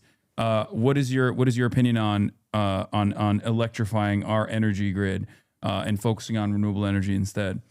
I think we need public ownership of utilities, these investor-owned utilities. In Florida, it's Florida Power and Light, owned by NextEra Energy. Ron DeSantis is ombudsperson that looks at the rates that Floridians are paying, actually recommended that FPL cut their rates by hundreds of millions of dollars, but because they fund both political parties, including Jared Moskowitz, they got a $7 billion rate hike with no questions asked. So they're raising our rates, they're making energy more expensive. And so when we talk about a global Green New Deal, not just within the context of the United States economy, but how we work with our global partners, this is about making energy more affordable and more accessible to all of us. And it's Florida Power and Light, it's Duke Energy, it's Southern Company, it's so many of these energy companies that buy off members of both political parties. We need to get the investor-owned utilities out of the energy market. We need public ownership of our utilities because that is how we can cut out these subsidies for the fossil fuel corporations. We need to invest at a state level in renewables. And of course, in Florida, where we see Florida politicians will say no drilling off the coast of Florida, but if you do it off the coast of Louisiana or Georgia, have at it. That's a recipe for disaster. So we need to ban all fossil fuel extraction, and we need to incentivize this production of clean energy by having state capacity to do it, not just relying on the market. Because again, that's good state jobs as well that come along with that. Yeah, and government work and state jobs is how we can establish a floor for more of a middle-class life. When Trump talks about how the job growth since he became president, and we just saw that loss of 92,000 jobs in February, so even that is failing on its own merits. But he said that there's been zero growth in the public sector. But public sector jobs is how you can establish strong labor unions, strong worker protections, higher wages and benefits, and establish that floor that the private market has to compete with, because if they don't have a competitive balance in their wages and benefits, then people will just say, well, why not just work for the state and I can have a solid middle-class life. So I think we need to raise the standard of living by investing in public sector jobs, and that strengthens labor unions, it strengthens worker protections. We're running a campaign that is unions for all, because labor and our labor power, especially in this current context where in Florida, of course, Republicans have supermajorities in the House and Senate and the governor, and then in Washington, D.C., Republicans control both the House, the Senate, the presidency, and the Supreme Court. Labor and unions are one of the only existing levers of power to extract real material concessions and real economic gains. It cannot simply be a singular track of we attack this legislatively. That is not enough. We cannot be reliant on electoral system. I know I'm an electoral candidate, but we need strong labor unions and labor protections and that labor militancy that allows for public sector workers' right to strike, which is something that we've talked about. The first public sector union strike in Florida was the teachers union in 1968 that went on strike. The Florida Constitution that very same year outlawed public sector workers' right to strike because they saw when tens of thousands of teachers went on strike for unified economic demands to hire more teachers, to raise the standard of living, to invest more in our public schools. That's real power. That labor militancy is how working people can exercise our power and extract real material concessions. And so I think again, and you need that as well to go along with your agenda in order to accomplish these goals that you're setting forward. It might come across like radical, or it might come across like it's too far-fetched, but the reality is these things are achievable, especially when you're working alongside organized labor to apply pressure at times when there is any sort of like corporate-backed opposition coming your way. Yeah, and we have on May 1st, 2028, Sean Fain and the UAW and other labor leaders have talked about aligning union contracts to expire on May Day 2028 to have to create the conditions for a nationwide strike. And we're going to need labor allies in Congress that can work in tandem with labor and with organized unions across the country to, in the midst of a presidential election in 2028, extract those real material concessions, not just to apply pressure to the Republican Party, but to make sure that the Democratic nominee is a nominee that is a labor candidate that is going to stand with organized labor, so that we don't have this rotating villain of Mark Kelly with the PRO Act saying, oh, I can't do it. There cannot be time and time again, when there's always an exception, whether it's Mark Kelly with the PRO Act or whether it's Kristen Sinema with the $15 wage, the exception becomes the rule. And when time and time again, the Democratic Party has these candidates, these elected officials that it allows to completely tank the Biden agenda or any kind of Democratic agenda, that is the rule, because Democrats then refuse to use their bully pulpit. Hakeem Jeffries and Chuck Schumer, they don't talk about applying pressure to the members of their own caucus. They just reflexively say, well, this is what they need to do to get elected in their state. And so that's why we need organized labor as a parallel power structure to the electoral power structure to really extract these material gains and concessions. And to bring it back to energy, labor is also how we're going to be able to push for these incentivization of public ownership of the energy industry, because we need a clean power plan. We need to we need a New Deal FDR style investment in state capacity to produce energy that is publicly owned, that is affordable for people, because energy is necessary for human life. It is necessary for our economic growth. And we're seeing now with the effects on the market with the closure of the Strait of Hormuz that we cannot survive as an economy without self-sustaining energy resources. And so fossil fuels are a finite resource. It is insane to think that we can continue to rely simply on fossil fuel extraction for our economic growth. We need to incentivize other forms of energy to bring us back. We're in the midst of a Holocene extinction, the sixth extinction in the history of the world, and it is the first that is driven entirely by man-made climate change. And I think that is the framing and the context. We're in the midst of a global mass extinction event. And if we do not change, then humanity may be able to adapt with technology and survive, but our quality of life is going to continue to diminish more and more greatly.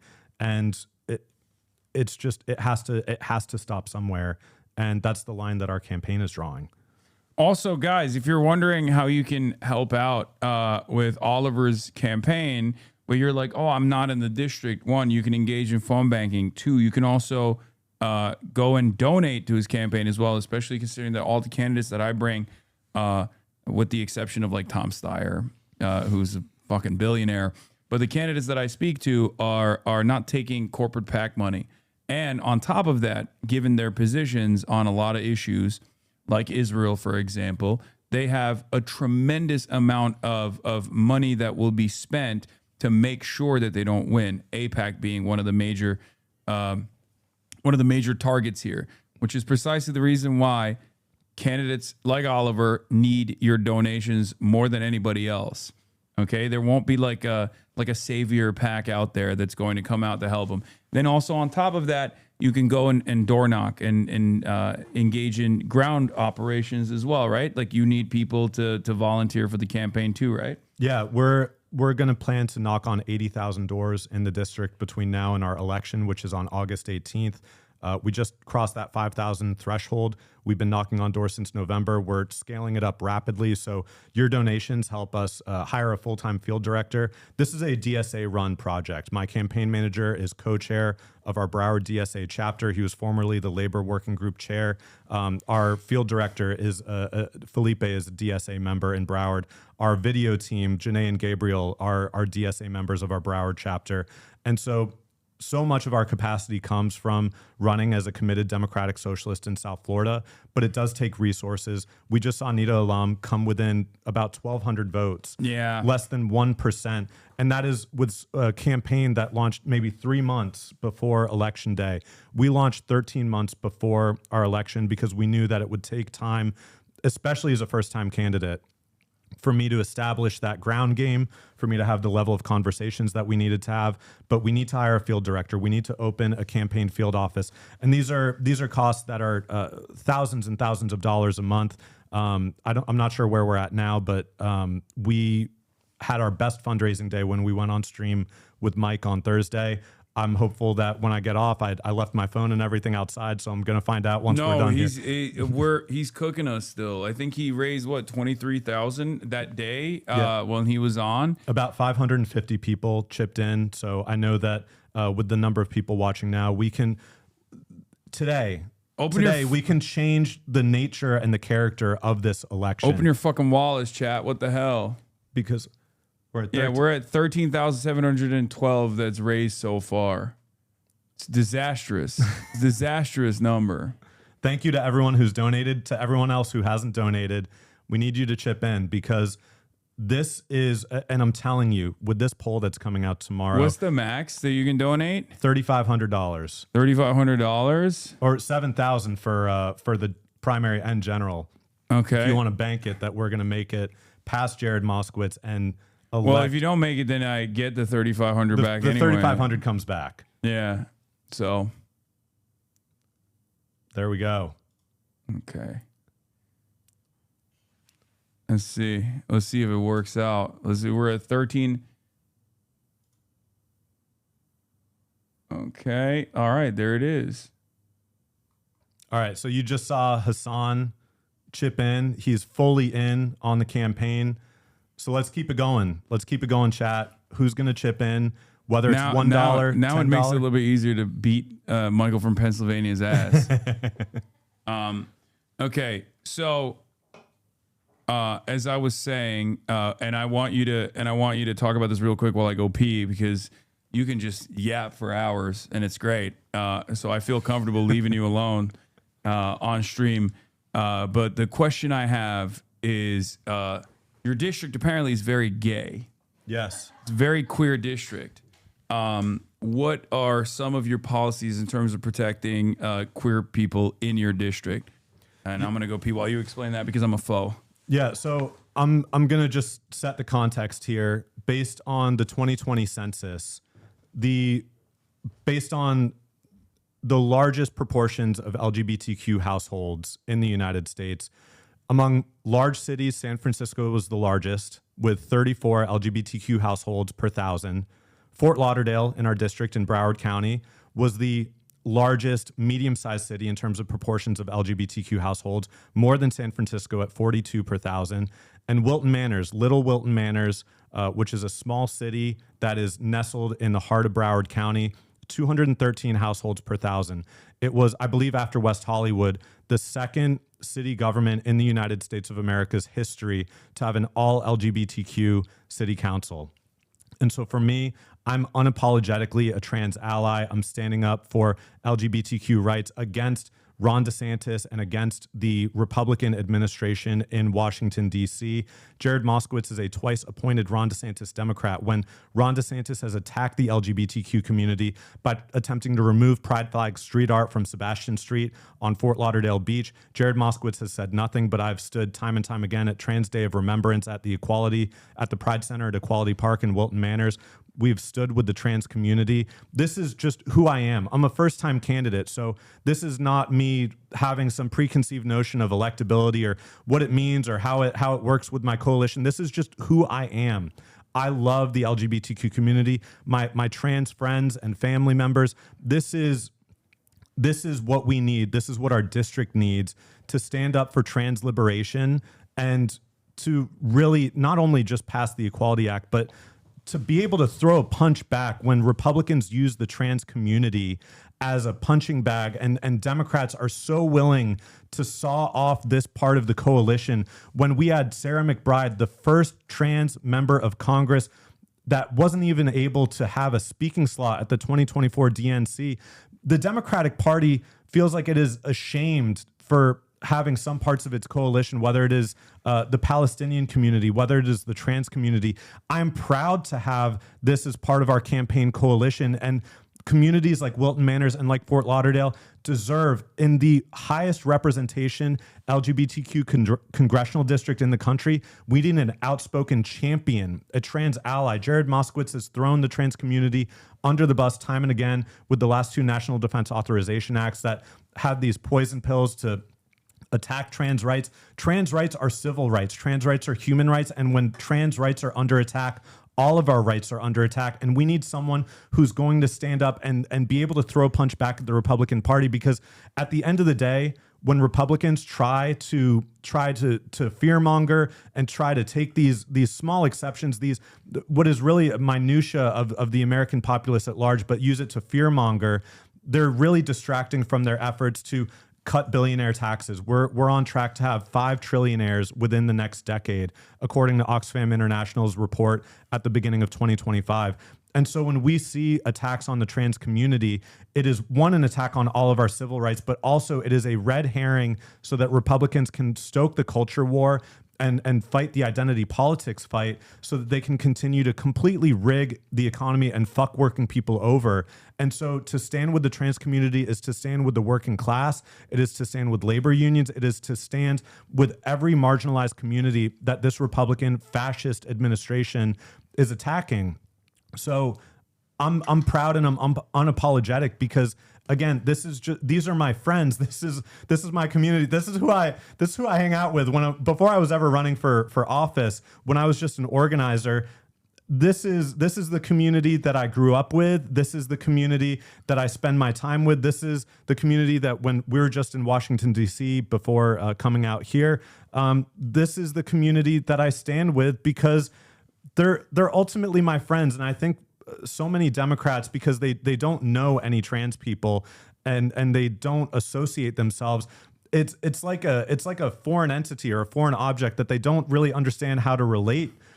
But at the end of the day, we're all human beings, and we all have the same common aspirations and interests to be able to love and be loved, to be able to have our civil rights respected, to fully express ourselves in the promise of what American democracy is. And so if we're going to have a party that stands up for all of us, it cannot be a party that bites its tongue when it comes to fighting for trans rights. So I will never, ever, ever back down. I would drop out before I had to ever compromise on this position, because to compromise is to fail. To compromise is to give up and to say that civil rights are only for some of us. And that's just not what I'm in this for. Okay, Win, lose, or draw. But have you considered that when Donald Trump banned 59 trans athletes from participating in NCAA competitions, rent went down by half, and so did the grocery prices. Like, it just, affordability was no longer even a concern for every American because he did that. Yeah, I mean, as a shameless plug here, as a former college football player, I was a defensive end for the Sewanee Tigers. Someone can check the stats. I did have some stats when I was in college. This is not something that I ever thought about of the sexual orientation or gender identity of the people I played with. Or I went to a small school, so much of the student body were student athletes. And there's a shared affinity and a solidarity because it's demanding when you're spending 30 to 40 hours a week. There's a great Deadspin article written that profiled me when I was a senior called "The Future of College Football is the University of the South." This is right. It's they're not bringing down the cost of rent when they attack the trans community. Yeah. It is a complete culture war. And people like Riley Gaines that use their own experience as a college athlete to attack trans rights and to try to prop themselves up and make themselves into a cause celeb of the far right. It's disgusting. It's completely disgusting and shameful. And you know, we need to actually address the cost of living and bring down the cost of rent. And it is not happening by attacking the trans community or the immigrant community or the Muslim or Palestinian community. These are all red herrings. The divisiveness of racism, of misogyny, of xenophobia, of Islamophobia, they're all red herrings to distract you from the class war that is happening, because it is out and out class warfare that we're seeing right now with the highest levels of income and wealth inequality in American history, even worse than the 1920s. Getting back to specific policies around foreign policy, around military intervention, how do you believe the genocide in Gaza and U.S. military intervention around the world ties back to domestic policies here at home?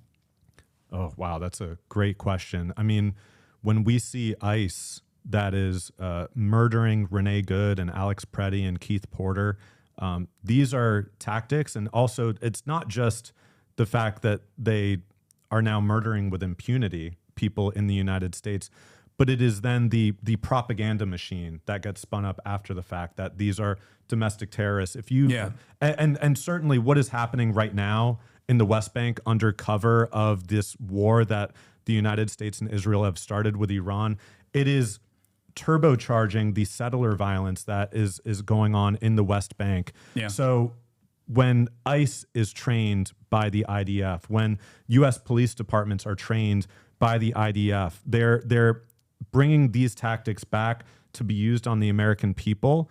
What we're willing to tolerate in Palestine is a test for what we're willing to tolerate in the United States of America.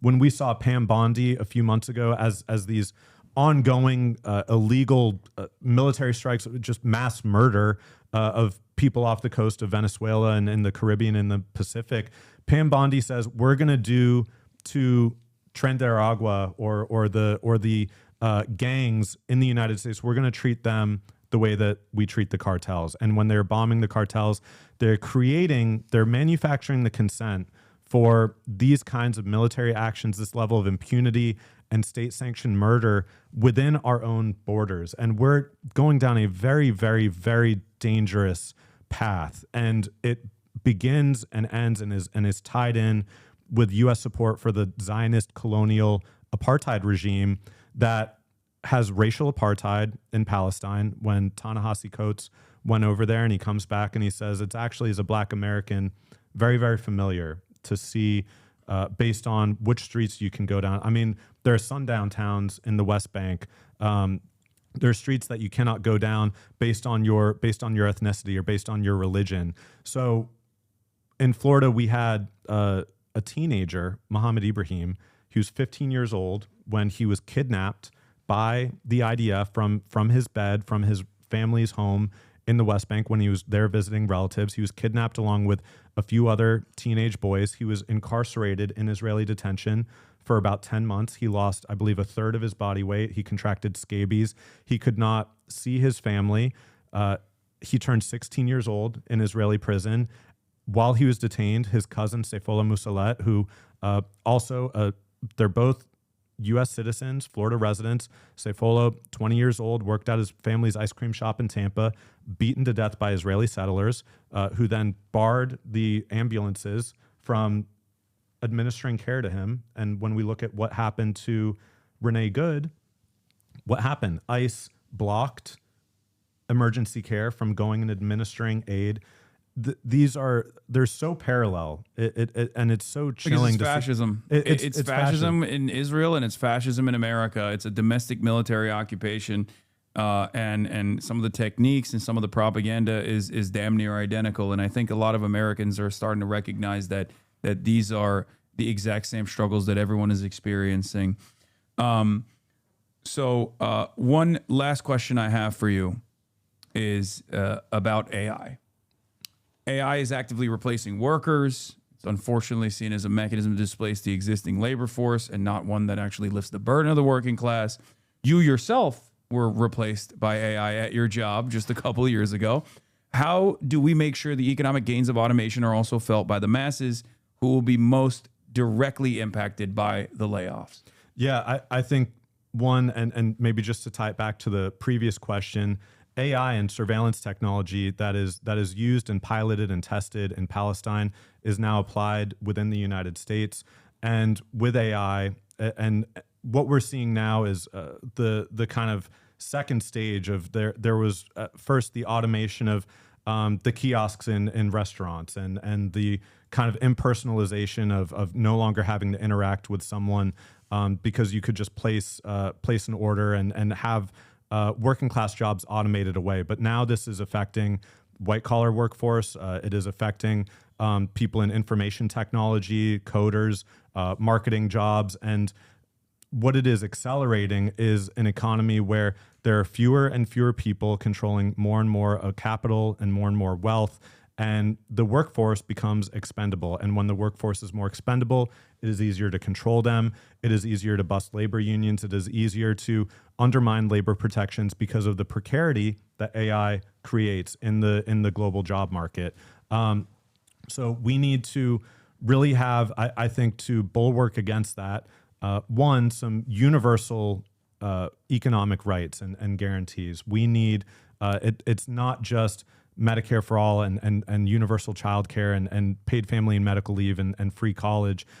We need people to have a stake in the economy. And when we look at something like Meta and what Facebook does, where they literally profit off of, we are the product that is being sold. When our browsing habits, when our social media engagement is used to be packaged and sold off to advertisers, that is our data. That is our own personhood that is being packaged up and sold off for profit. And so I think we need to look at public ownership of big tech. We need to have structures where people are compensated for their advertising habits, their browsing habits, where people can receive a dividend from the tech industry. This also with AI, we see it affecting the news media. I was a former member of the News Guild, and we just saw the Washington Post lay off so much of their workforce, and it's being replaced by AI, and that comes with faulty fact checking. It allows for the propagation of misinformation and disinformation, and so we need public entities and public structures that can counteract that to protect careers in journalism, and to really protect against AI is not perfect. It is rife with errors. It is rife with its own the biases of the people who create it, and so it can replicate at scale a lot of the inequality that we see within the economy. So we need to have protections against AI. We need a moratorium on data centers. We saw the absolutely disgusting usage of AI by the Cuomo campaign to have that kind of AI generated hit pieces against racial agitprop. It was insane. Yeah, I mean, Idris Elba robbing a CVS with a keffiyeh, wearing a keffiyeh, psychotic. So AI also affects creators and independent content creators. It affects. We saw the Writers Guild strike last year or 2024. Because as more and more of these mergers occur, with basically there being one big movie and television production company. That's the end objective of so many of these mergers, and they're trying to take creative jobs out of the workforce and just automate it into AI. But there's no creativity involved there. It's all downstream and derivative of human ingenuity, and so that cannot be replicated. But there's going to be more slop, and so we need to, for political misinformation and disinformation, political propaganda purposes, to put a moratorium on the development of new AI data centers. It is one of the most destructive aspects of the economic, environmental, resource extraction that we're seeing with just the water usage that the demands of these AI data centers draw from, and that raises people's utility rates. So there has to be a moratorium on AI data centers. It has to be banned in terms of the national security state apparatus that's used to surveil people and to, again, it just brings in the biases of its creators, and it can be used to suppress people's civil rights, constitutional rights. And what needs to be there in replacement is investment in labor protections, strong unions, and ultimately we need to remove the private ownership of so many of these big tech multi-billionaires, because they're using this AI technology to very nefarious ends. And if we do not put a stop to it now, and if we do not bring it under state control, then we're going to see really a dystopian future where people are expendable, and there will be more impoverishment, more homelessness, more people being laid off. And ultimately, the very few people who benefit are going to be in greater and greater control of the economy. So we have to put a stop to that. Yeah. All right. Two final questions. I lied. I said last question, but two final questions. One, there's a candidate that's running in the gubernatorial race by the name of James Fishback, I believe. And he is America's not first, but hopefully last Groyper candidate. He has engaged in a lot of racial animus in his campaigning. But also outside of that, one thing that he's been able to take advantage of is the information vacuum that exists on the left, especially as it comes to issues like Israel and Palestine. Now, while he is an anti-Semite, or at least like leaning into anti-Semitism, even though he was a big Barry Weiss fan not that long ago, weirdly enough, I feel as though the only reason why Republican candidates can take advantage of, or the Republican candidates can technically, quote unquote, lead on issues like Gaza is because of the lack of momentum that's coming from the Democratic Party. How do you seek to address that messaging vacuum on the left? Yeah, I believe it has to come with, Fishback when it comes to ending state investment in Florida and supporting the state of Israel. When he talks about putting a moratorium on AI data centers, when he talks about banning private equity from home ownership in the state of Florida, these are all policies that are used to kind of wink at bring people in from the left. And it's a tactic that fascists have used time and time again. Donald Trump, when he ran in 2016, he talked about how he was a different kind of Republican, how he wasn't going to touch Social Security or Medicare.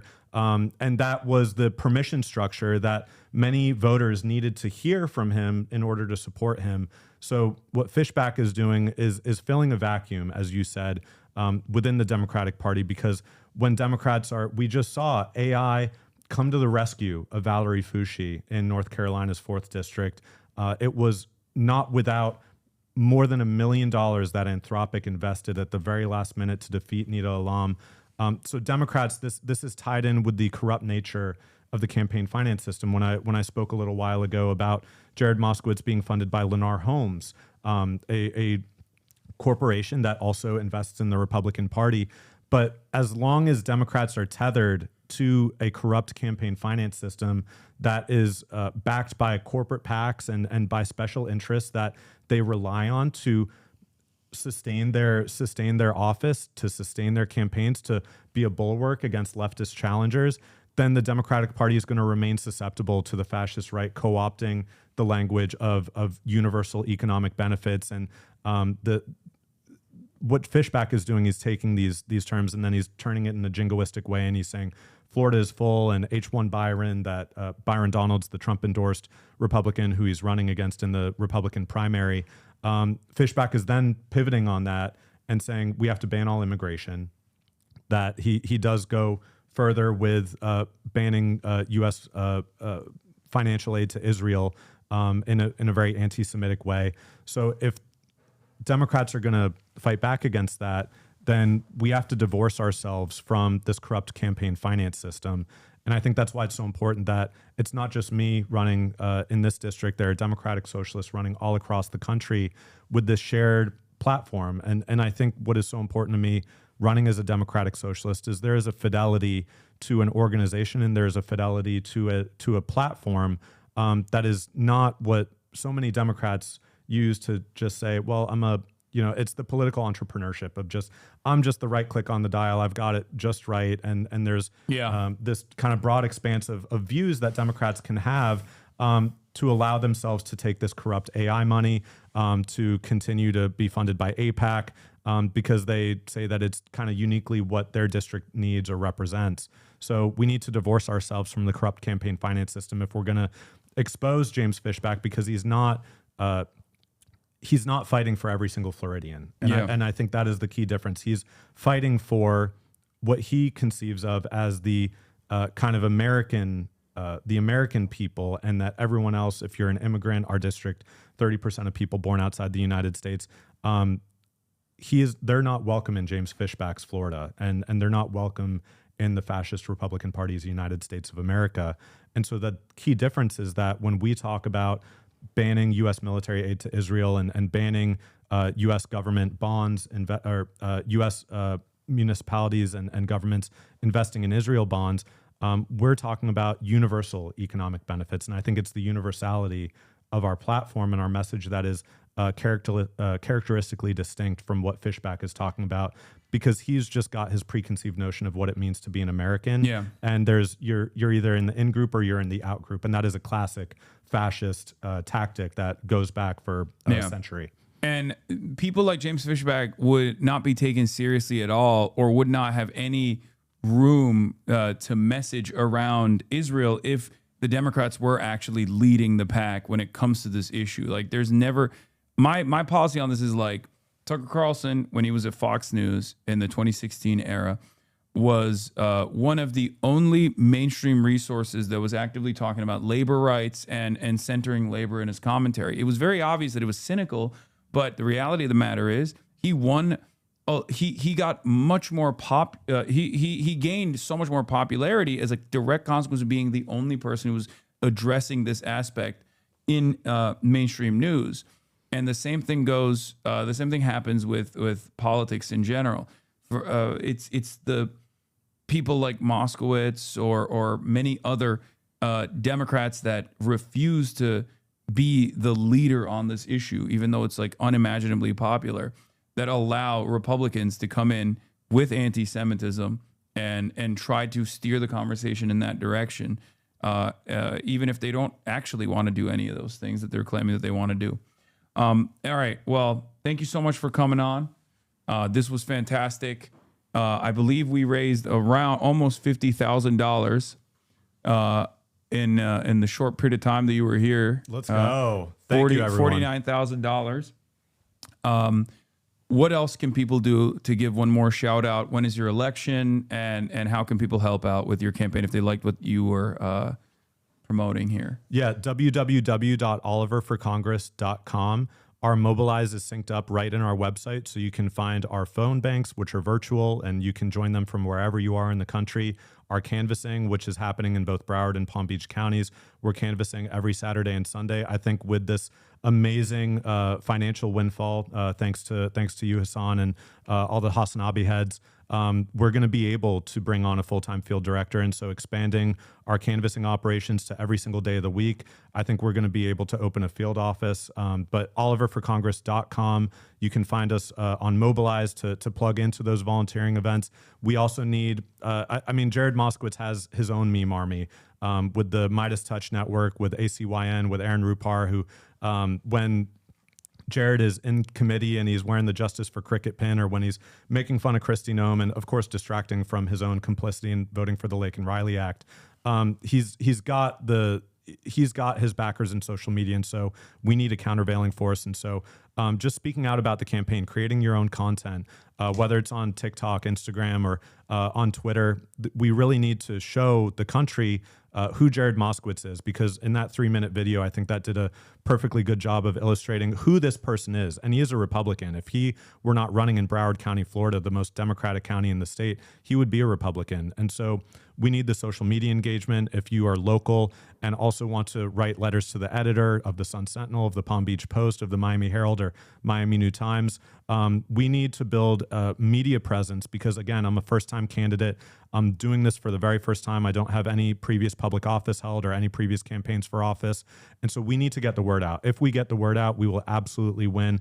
So it is just a matter of resources, and it is a matter of being loud enough and spreading the word. So anyone you know in Florida, in South Florida's 23rd District, in Broward and Palm Beach County, please join and get them involved in our campaign, get them to vote for us. Also, if you live in the state of Florida, we have, because Ron DeSantis has called a special session on redistricting, any registered voter in the state of Florida can go on our website, www.oliverforcongress.com. There's a link to a petition on the top page of the website. You can sign that petition and send it into our campaign P.O. box. We need 2,564 petitions, and fundraising is important. Hitting this 2,564 petition mark helps us save $10,440 in qualifying fees, a ridiculously high number that really is a barrier to entry for so many working class campaigns and candidates. So if we hit that 2,564 petition goal, we can save 10 grand, over 10 grand in qualifying fees, and put that back into our field organizing, put it back into our advertising to reach people. So that is another thing. If you live in Florida and are a registered voter, it doesn't matter if you're a non-party affiliated voter. It doesn't matter if you're a Republican, Democrat, live inside or outside of the district. If you're a registered voter in the state of Florida, you can sign that petition, send it into our mailbox, and that will help us save that money and get ballot access. Our primary election is August 18th.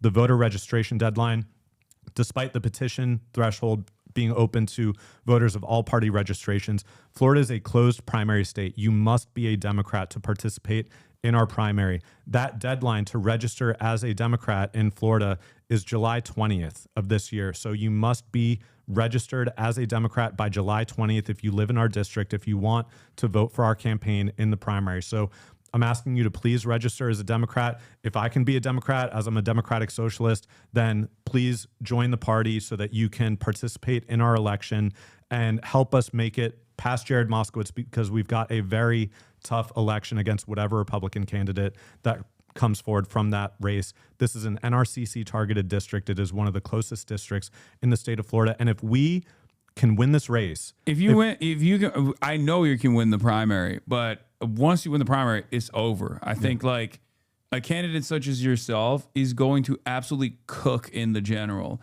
and have a far better shot at thoroughly defeating any Republican that is placed in front of you, because your message is universal, as opposed to just like leaning into, the partisan backing and leaning into the Democratic brand and leaving it up to like a potential marginal victory. You're actually leading first with your policies, leading first with your worldview that is universal, that is much more appealing to a broad base of support. Yeah, and when we win this race, when we win the general election, it is going to change the nature of American politics forever, because our message has, for so long, it has been cowed and couched in, this is only possible in the deep blue districts. Yeah. This is only a kind of politics that can be espoused in deep blue New York City or deep blue San Francisco or Los Angeles. When we win this race in South Florida, in the heart of anti-socialism, anti-communism, of reactionary foreign policy, it is going to change the character of American politics forever. And it is going to open up the terrain for candidates like me to run all across the country, because that is what we need. When I worked on Bernie Sanders' campaign in 2016, I worked in states like Kansas, in states like Utah, where there was record-breaking turnout. I spoke at a rally in Utah in front of 17,000 people. You would not imagine that level of popularity for the Democratic Party in parts of the country like that. But working class politics, democratic socialist politics, the universal economic message, irrespective of race, gender, ethnicity, religion, that is truly the unifying message that people of all stripes in America can get behind. And so when we win this race, I think it is only going to propel us into Congress and propel more and more working class and DSA candidates into Congress and into state and local seats as well. This is really exciting. Yeah. And I think this is the moment where we have to change. We have to change as a country. Think about how awesome it would be to own Matt Iglesias, who is one of the greatest purveyors of this idea that like Democrats need to moderate. Like all of the, in your mind, close your eyes and think about the shittiest New York Times op-ed writer and the shittiest third way Democrat, neoliberal Democrat, and how they consistently advocate for this pivot to the center, for this mythical moderate voter, because we have to win purple districts, we have to win red districts, okay? If Oliver wins, or when Oliver wins, all of that argument, those arguments fall apart. It's over. It's gone. And you know, I do believe that you have a much better shot than anybody else. Yeah, I mean, I'm 33 years old. This is what our generation, millennials and Gen Z, this is what we believe in. And that transcends party. It transcends party, and it is really the only way that we move forward as a country. So I really appreciate you sharing your platform with us and having me on, inviting me out here. This has been awesome. Love everyone in the chat, all the love that we've been seeing. I've been trying not to look too much and get distracted, but no, you've been killing it. You've been yapping. Yeah, we've reached over 52,000 in donations now. Best fundraising day of the campaign. Let me emphasize that. This has been, thanks to HasanAbi heads, the best fundraising day of the campaign. This is probably about 20 to 25% of the total fundraising that we've had for this entire race. We've already been in the top 12% of primary challengers when it comes to our fundraising. We've already been competitive. This is going to put us over the top. We have, in the last week, I think we're closing in on $100,000, which is about double what we've raised up to this point. So this has been really, really incredible, and shows the power of just people, ordinary people all across the country. We have the power to take on these entrenched corporate interests in AIPAC, and we're going to kick their ass on August 18th. I truly believe if we have the resources, and thanks to today, we're getting a lot closer. It won't be close. If we have the resources to reach people, I don't want to oversell my expectations, but you saw how bad Jared Moskowitz is. This is not what people want, but we've been so cowed and depressed into thinking that this is all that is possible in Florida. But a better world, a better Florida is possible. Yeah, absolutely. Thank you, Oliver. Thank you for coming on. This was wonderful. Appreciate it, Hasan. All right, and I will, when I'm in Florida, I'm going to see if we can link up, and maybe I'll link you up with some of my Florida friends as well that live out there in possibly in your county, as a matter of fact. Hell yeah. Let's do it. Okay, perfect. Oh, yeah, let's do a photo. Here, I'll turn on this. Join DSA. Got the DSA pin right here. We just hit 100,000 members. Hell yeah. Okay. All right. Let's. Où ils vont? Eh bien, je crois que c'est un avertissement then we'll take a photo. This Monday, Turkey said that it's so hard to believe because Florida's failed every election. That state hasn't been the same since the Bush era. Yeah, it's because Democrats don't have fucking good candidates like Oliver. That's it, dude. That's a big part of the fucking problem. So that's precisely what look, even before I knew of Oliver's existence, he is exactly what I dreamed of as far as like a perfect candidate in like a somewhat purple-ish district, okay? A guy who can like actually prove the reality that you can just go out there and you can be like, this is what I fucking believe, you know, who doesn't treat the populace as like idiots, who's not afraid of you know, taking these positions.